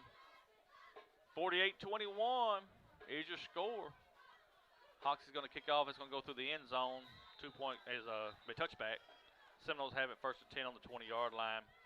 Down 48-21 with 5 minutes left in this ball game. And Bobby, this just didn't go the way that Osceola wanted it to go. And we're going to fall here tonight. 48. Well, right now it's 48-21. Hoxie is going to be in the driver's seat. We'll see what happens next week. We've got to go to Manila. So, I mean, you know, at your Seminoles, you're just going to regroup from this, find out what didn't work, and you're going to get better. And you're going to get better fast because you're going to have a good Manila team next week at their house. And then you're going to have to figure out what's going to happen in the playoffs. Are you going to be at home? Are you going to be on the road? And you got to find a way to get out of this mess. But I do know one thing that Seminoles are going to have to do. They're going to have to clean up the mistakes. They got to clean up the penalties. They got to clean up the turnovers, and they've got to clean up the attitudes they've got on this team. That's very correct, and you can't afford to make those mistakes against a team this quality. Dante Van Littleton's going to throw a ball across the middle, right off the hands of number 5, Layden Clayton, incomplete. It's going to make up a second down, 2nd and 10 for the Seminoles. And Bobby, what I'm saying is, what you saw that a little bit tonight.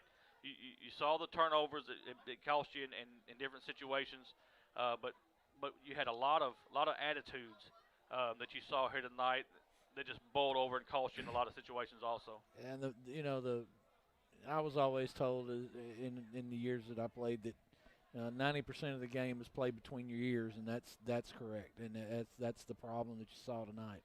Littleton's going to look to throw. He's going to step up, and he's going to be brought down right at the line of scrimmage for no gain. It's going to bring up they're going to give him right across to about the 21. It's going to be no gain. It'll be 3rd down, 3rd and 10 for Osceola. But you just got to learn from this. I mean, we're still learning from a new coach. You're still learning from new offense.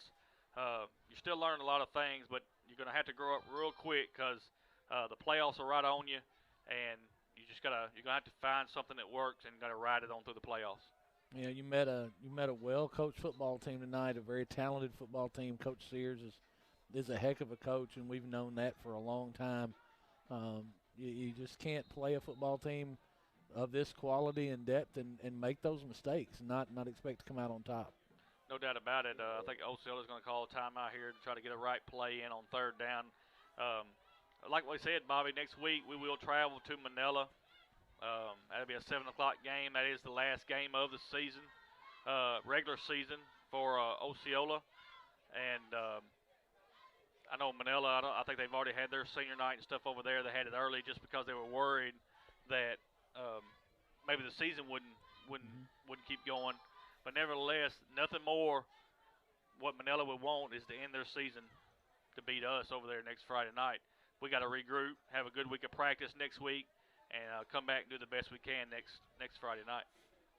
And then we see what the playoffs has got to hold and figure out where we're going to go. I mean, there's some powerhouses in this playoff system, not just us, but Hoxie and I mean, you got Harding Academy and Newport battling it out right now, and I mean, there's some good teams in this 3A.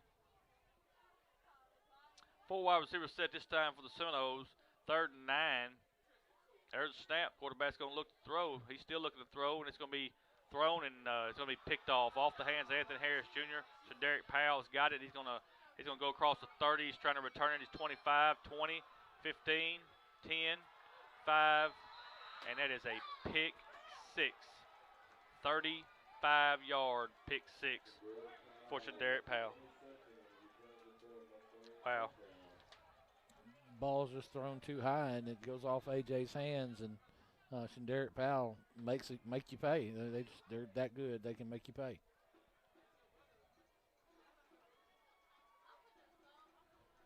Chappelle's going to attempt the extra point for Hoxie.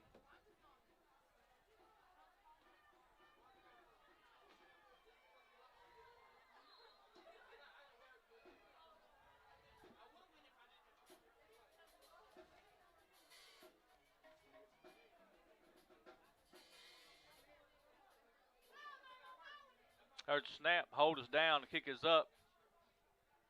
It is good. 3:25 left in this ball game.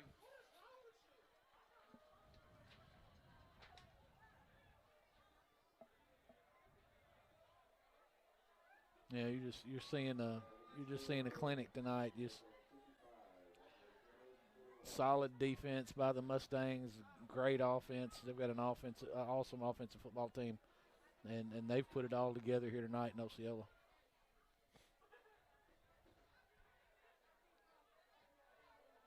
Like I said, hats off to Coach Sears. They got an excellent football team. The Powell brothers are as advertised. And to tell you the truth, it's been mostly Derek Powell and Dalen Powell. That's been the offense tonight for Hoxie. Gonna have to regroup and just try to come back next week. That's the only thing you can do.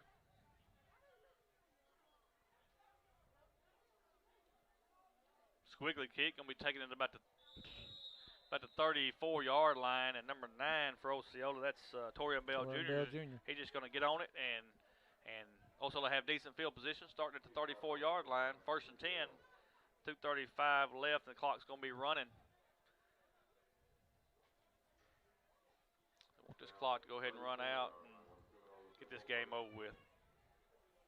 We had a third quarter that lasted forever. Yeah, no doubt about that. No doubt.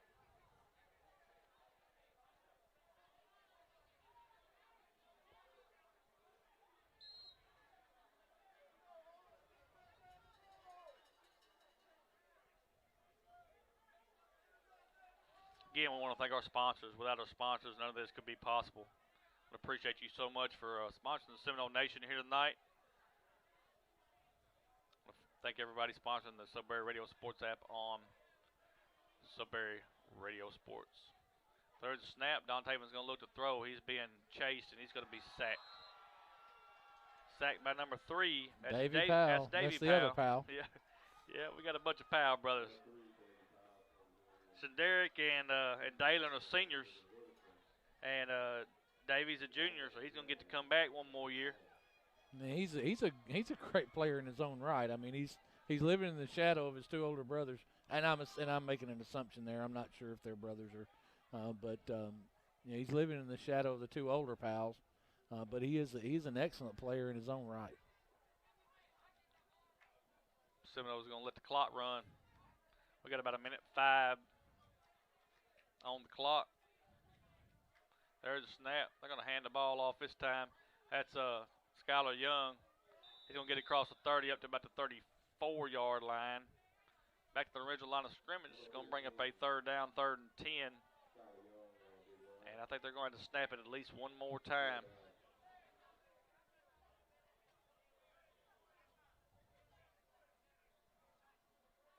.36 seconds left, about a 10-second difference between the play clock and the game clock.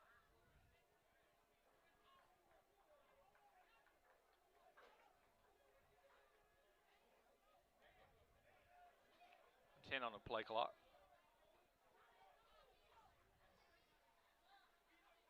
And there is snap. We'll give it to Skylar Young one more time. He's across the 35. Up to about the 37-yard line. 5 seconds on the clock. 4, 3, 2, 1. And that's going to be it, folks. Hoxie has defeated Osceola 55-21 here tonight at Seminole Stadium.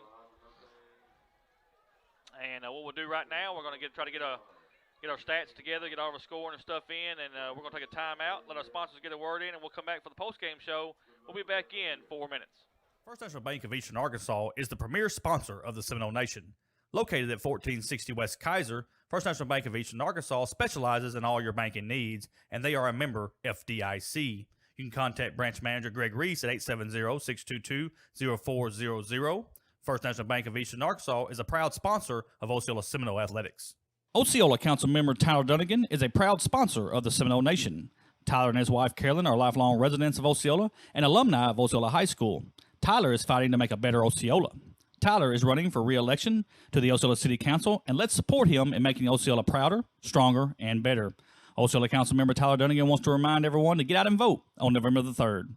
Osceola Council Member Tyler Dunnigan is a proud sponsor of Osceola Seminole Athletics. Bugmobile of Arkansas, located at 408 South Walnut in Osceola, specializes in pest control and termite control for both residential and commercial properties. Owners Oscar and Jade Gonzalez would be happy to come out and give you a free estimate, and you can also contact Bugmobile at 870-563-6811. Bugmobile is a proud sponsor of your Osceola Seminoles and the Seminole Nation. Roller Swift Funeral Home of Osceola is a proud sponsor of the Seminole Nation and Osceola Seminole Athletics. Located at 2173 US 61 South, Roller Swift Funeral Home specializes in funeral services and helping families with the costs associated with them.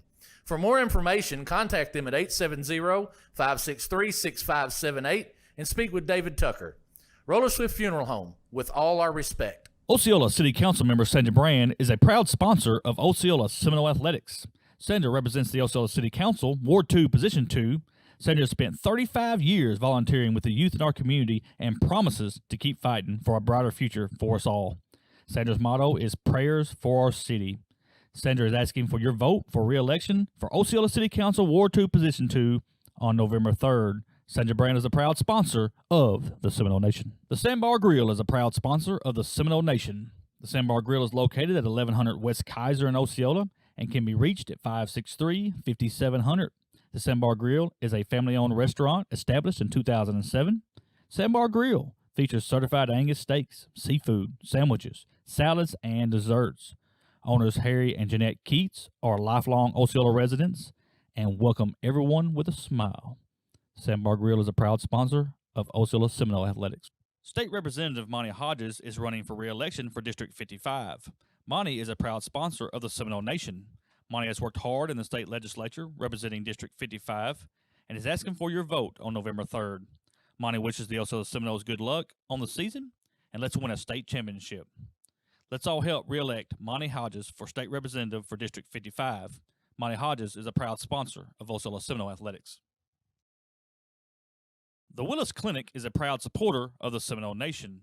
Medical Director Dr. Sharita Willis is wishing the Seminoles a safe and successful season on the field. The Willis Clinic is located at 616 West Lee, and their hours are Monday through Thursday, 9 a.m. to 5 p.m. The Willis Clinic can be reached at 870-563-2545. The Willis Clinic is serving your total health care needs. The Willis Clinic is a proud sponsor of Osceola Seminole Athletics. K Garden with Kai is a new local business that wants to decorate your lawn with personalized cars to celebrate birthdays, baby showers, graduations, and more. Celebrating life's greatest moments should not be a thing of the past. Owner Nastasia Ramos wants to help you celebrate someone you love by renting a personalized message displayed on your front lawn for any special occasion. Give Nastasia a call at 870-623-0756 for all your celebration needs. K Garden with Kai is a proud sponsor of the Seminole Nation and Seminole Athletics. The Osceola School.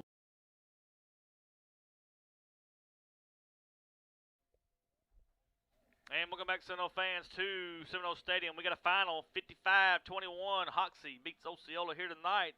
Bob, let's go over scoring just real quick. 2:32 left in the first quarter. 16-yard touchdown pass from Don Taven Littleton to Landry and Clayton. Extra point was no good. Seminoles led 6-0. That's the only score in the first quarter. We get to the second quarter, 11:07 left. Number 7, Derek Powell has a 3-yard touchdown run. Chappelle's extra point was good. Hoxie led 7-6. 7:09 left in the second quarter. Number 13, Dalen Powell has a 16-yard touchdown run. Chappelle's extra point was no good. Hoxie led 13-6. 16.3 seconds left in the second quarter. A 13-yard touchdown pass from number 13, Dalen Powell, to number 6, Stephon Coleman. Powell's two-point conversion run was good, and Hoxie led 21-6. Get to the third quarter, 10:37 left, 28-yard touchdown run by number 13, Dalen Powell. 2-point conversion was no good. 27-6, Hoxie leads. With 5:26 left in the third quarter, 39-yard touchdown run by number 13, Dalen Powell. 2-point conversion was good. Powell threw a pass to number 8, Jordan Beasley.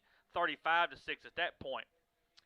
2:14 left in the third quarter, and you can say what you want. I'm not being biased, I'm being real. The highlight of the night. 84-yard touchdown pass from number 11, Dontaven Littleton, to number 12, Anthony Harris Jr. Extra point by Slayton was good.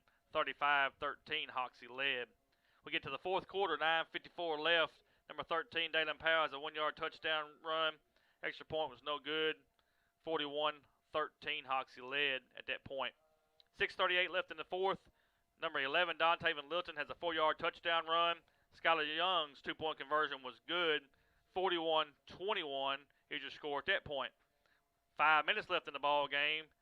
Number 1, Cade Forrester, has a 69-yard touchdown run. Chappelle's extra point was good.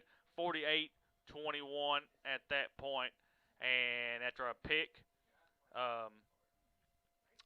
six is what happens next. 3:32 left in the ball game. Number 7, Shaderick Powell, has a 35-yard interception return for a touchdown. The extra point was good, which brings us to your final, Bobby. 55-21, Hoxie. I thought about taking a nap over here while you said all that. That was long. Well, hey, I'm going to tell you what I can remember. Remember what I can remember? What's Dalen that? Powell, Dalen Powell, Shanderick Powell. Shanderick Powell, Dalen Powell, Man, those kids are great. and Dalen Powell. Those kids are great. they're, I mean, you and again, we're having a little fun with it up here, but you saw a very, very talented, well-coached football team that put it all together tonight, and they had a great football game, and they're a tough out for anybody. I don't, I can't begin to predict what's going to happen in the playoffs, but whoever draws Hoxie is going to have a tough road to hoe. No They're doubt a great about it. football team. No doubt about it. Congratulations to them on the win tonight. They're in the driver's seat of being the number 1 seed, and we wish them good luck the rest of the way. Bobby, we don't have any stats other than what I just told you. I'm sure Coach Thompson's arms about fell off for all the stats he's been writing. I guarantee you. Down there. But we'll have them. Maybe I'll put them up on the internet or something to give us our final stats for that. Hey, let's go over our games right now in the conference and around the area. We had some that we've been watching, like I said, for all year long. In the conference right now, as you saw, Hoxie beats Osceola 55-21. Manila traveled to Walnut Ridge tonight, and Manila had a lead there, 16-14. But Walnut Ridge is going to get the win, 33-24. Yeah. Yeah, you're ahead there at half, and then you let it get away from you. That's but, right. Walnut Ridge has got a good football team. We've been seeing that all year. They've got some quality wins this year, so that's a tough out for Manila. Harrisburg goes to Corning and beats Corning 33-14. That blows my mind. I really thought Corning was going to stand in there and put in another good showing, and that's a tough loss there for Corning. The other conference game that we were watching, Piggott on the road to Palestine Wheatley, 34-0, Piggott. I told you, Pickett's got a good football team. Any surprises there? No. Pickett's got a good football team. Piggott, they're just, and that's another football team that's had some adversity this year, and they've lost a player, and then they lose their coach, and just to see those kids go out there and play that way, that's just testament to that school system and that bunch of kids there that they've worked hard and they deserve that. Out of conference, but teams that are right here next to us, and then some that we've been watching just for playoffs and just kind of see how good some of these teams really are. Rivercrest at home tonight against Truman, and all Rivercrest 35-6. That's not a surprising score to me. At this point, Rivercrest is they'll be 8-0 now and undefeated, and they've really got some weapons down there, and they're going to be they're going to be in the driver's seat in their conference and going into the playoffs, and that 4A system is a different animal, and we'll see what they draw and where they end up. And like we saw here tonight, and like we've seen at Rivercrest, quarterbacks. I mean, Cam Turner at Rivercrest, Dalen Powell here, they're a lot alike, and both of them are explosive, and a lot of times you got players like that They can just flat out do it. Yes, it's in the in high school football, and everyone going to the dual threat system, wanting to run the read option, run the spread. There has to be a lot of eye discipline to play solid defense against a dual threat quarterback and against the spread read option. It's hard to do early on in high school, and it's just a system that seems to work right now. Yeah, no doubt about that. One of the other games that was on our sister station tonight, Gosnell, was at Cave City, and Gosnell, big win, 46-8. All Gosnell. Not surprised at all there. No, I don't doubt that. I can hear Adrian Davis over on that radio. He's letting them have it, buddy. He's telling them all about it. I promise you. A barn burner went down to the very end. Blyville at Pocahontas. Blyville 21, Pocahontas 20. That is a barn burner, and give a shout out to my good friend Joaquin Benson, the coaches. Yep. He's on the coaching staff there at the Blyville Chickasaws, and we've been waiting all year for Blyville to break out. They got a great quarterback, a good running back, and it looks like that's a quality win. Pocahontas was sitting really nice. That's a really good win for Blyville. Well, I'm gonna tell you, we're gonna find out what Blyville's all about next week because they're gonna host the Rivercrest Colts. That'll be a big football game. That's gonna be a huge one, folks. I'm gonna tell you, if it wasn't for this COVID, you wouldn't be able to get a ticket next Friday night because it would be sold out. I promise you, it's gonna be sold out anyway with the tickets not having no tickets. But I mean, that would be a standing room only next Friday night, Rivercrest at Blyville. All right, Bobby, let's talk about another 3A showdown tonight. And folks, when you're talking about 3A right now, you're talking about Osceola, you're talking about Hoxie, you're talking about Prescott. I mean, you're talking about Newport, you're talking about Harding Academy. Mm-hmm. I mean, them are huge 3A schools that are right now heads and leaps and bounds above everybody else. Well, tonight, two of them heavyweights went to battle at Harding Academy. Newport traveled to Harding Academy, and Bobby, we've seen Newport the last 2 years. They've been in our conference. They are a great football team. Harding Academy, they put it to us last year in the state championship game. These are quality, big-time football teams. Newport had to go to Harding Academy for the showdown tonight, but they just couldn't do it. Harding Academy 31, Newport 7, and the defense must be that good if they hold Newport to 7 points. The 3A belongs to Harding Academy until somebody knocks them off, and that's just we played them last year in the state championship game, and they were not a senior heavy team last year, and so we knew that a lot of that talent was coming back, and they're so very well coached. They play such a disciplined brand of football. The defense tackles so very well. And they're a powerhouse right now, and anybody that holds a Newport, a high flying, high octane Newport offense to 7 points has really made an outstanding defensive showing. They've done something, and it's theirs to there. As far as I'm concerned right now, Harding stands on top of the 3A, and somebody's gonna have to go up the mountain and knock them off. No doubt about that. And the other one we watched tonight was just a big game between Bryant and North Little Rock. Them are heavyweights, Bobby. I'm talking about heavyweights. I mean, you look at the tradition of what Bryant's doing right now. You look at the tradition of what North Little Rock's done in the past. Them are two heavyweights. But let me tell you, Bryant is in a different league, folks.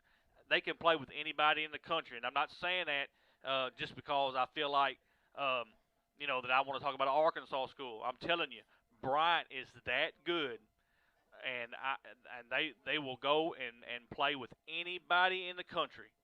They beat North Little Rock tonight, 58-21, and Buck James has that crew rolling at Bryant. I think Bryant could give some Division II colleges problems. Dude, I'm telling you, that thing is loaded, man. He has got them going. When you go to North Little Rock and do that right there, Bobby, you've done something. Yeah. So that's our score recaps. We've got some stats Coach Thompson just brought in. We'll just do it real quick before we get off the air. Hoxie, 44 rushes, 458 yards. Wow. They were 4 for 7 through the air for 79 yards, 537 yards total offense for Hoxie here tonight. Osceola had 44 rushes for 155 yards, 7 for 20 through the air, 3 interceptions, 119 yards, 274 yards total offense. And Dontaven Littleton, our leading rusher, he had 22 rushes for 103 yards. Uh, I think he had 2 fumbles for losses. 2 fumbles, I'm sorry. Then he had passing. He was 7 for 20 for 3 picks, 119 yards. So tough night here for Dontaven and Littleton, but hey, they'll get in there and they'll get ready for Manila this week and be ready to go. Bobby, just real quick, want to thank our sponsors. Without them, this could not be possible for both our Seminole Nation and our YouTube, Facebook, and also the Sudbury Radio Sports app. Without you sponsors, this cannot be possible. And I know it's tough with the COVID-19 and everything. I know maybe things are tight, but we appreciate you so much for continuing to sponsor Seminole football. Folks, with everything going on right now, there's not a lot of fans that can be in the stands, and this broadcast is bringing it to a lot of people. And we're happy to be able to do it every Friday night. We're going to do it next Friday at Manila. We're going to have to get the vacuum cleaner, get them cobwebs down. Yeah. Got cobwebs all over the screen. I know it. We hadn't been able to do any of that. I just don't understand. We gotta work on that. I promise you. I want to thank Bobby Eflin, my partner in crime here. He's a color commentator, best in the state of Arkansas. Jay Gonzalez, he is the glue that makes That's our. not what you were saying earlier. He's the glue that makes our live video run. Gage Eflin was on the camera tonight. We appreciate him so much. You better thank him. Last time you missed him, man, he let you know about it. I want to thank Coach Thompson for getting our stats to us. Without him, it could not be possible. We appreciate him so much. I want to thank Miss Denise Berg back at the station for the Sudbury Radio Sports app. Folks, she keeps us rolling, keeps us in line, even when the loud noises are coming through the speakers. Boy, y'all worried about them noises. It's a ghost. Hey, I'll tell you what, it makes her ears hurt, and we don't need to be doing that. We're going to have to figure that out and try to get some of this technology moved around a little bit. It's that phone. But we thank Miss Denise Berg for being our wingman back at the station. I want to thank Harold Sudbury Broadcasting for allowing us to do this on the station. Seminole football has been on Sudbury Broadcasting for a long time, folks. Started way back in the days of KOSC 860 AM. Out of Osceola, and all the way to the day to 107.3 The GOAT. And we're on the Sudbury Radio Sports app also. And without him, none of this would be possible. I won a 2-liter Pepsi on KOSC one time. You did? I did. Well, what about? I was at Grandma's house. We was at Grandma's house over there, and they was call in and name the song, and I got on the phone and called in and won a 2-liter Pepsi. What about when they used to have the old rotary auction? You remember when they used to have the rotary auction? Yeah, the rotary auction. And they tell you on the radio, they tell you exactly what it was, and you had to call in and bid. You had to call in. You couldn't see it. That's right. But you could. Yeah, they tell you about it. That was on 860 AM, folks, KOSC, and like I said, for a long time, the Seminoles were on that channel until we moved over to the FM station 107.3, and we appreciate them so much for allowing us. Again, I want to thank our sponsors. Folks, I hope everyone has a great Halloween tomorrow. We are on Halloween Eve right now, and just want to encourage everybody to please be safe tomorrow night. If you are going to take your kids out, please wear your mask. Do your best to social distance when you're out. And folks, please watch, your candy and your touching. Make sure you use plenty of hand sanitizer. And if you're going to take your kids out, please just do your best to keep everybody safe. Don't lick nobody on the forehead. No, don't lick nobody on the forehead. Don't do none of that. Don't do none of that. We're trying to get back to some kind of normality with all this mess going on, and we just want everybody to know just be safe, do the best you can, and have fun. Bobby, to me, Halloween's one of the greatest holidays there is. Usually we go down to Orlando every year to Halloween Horror Nights. You bring some candy? Well, Bobby, you were supposed to bring the candy from the trunk or treat. If this was Thanksgiving, would you bring some turkey? That's what I'm saying. If you cook it. You don't. You go cook it. Are we going to have some candy? We're going to watch the Hogs play tomorrow night. I tell you one thing we're going to do. At 6:30 tomorrow night, we're going to watch some Razorbacks play. Will there be any candy at the Razorback game? Yes, there's going to be some candy. We'll go to Jade's house at his party and get it and bring it to our house. I'm not going to Jade's party. There's going to be some funny things going on. Have you got Jade's address? We need to give everybody the address. I can get it. And let everybody come to Jade's house for his party. I can get it.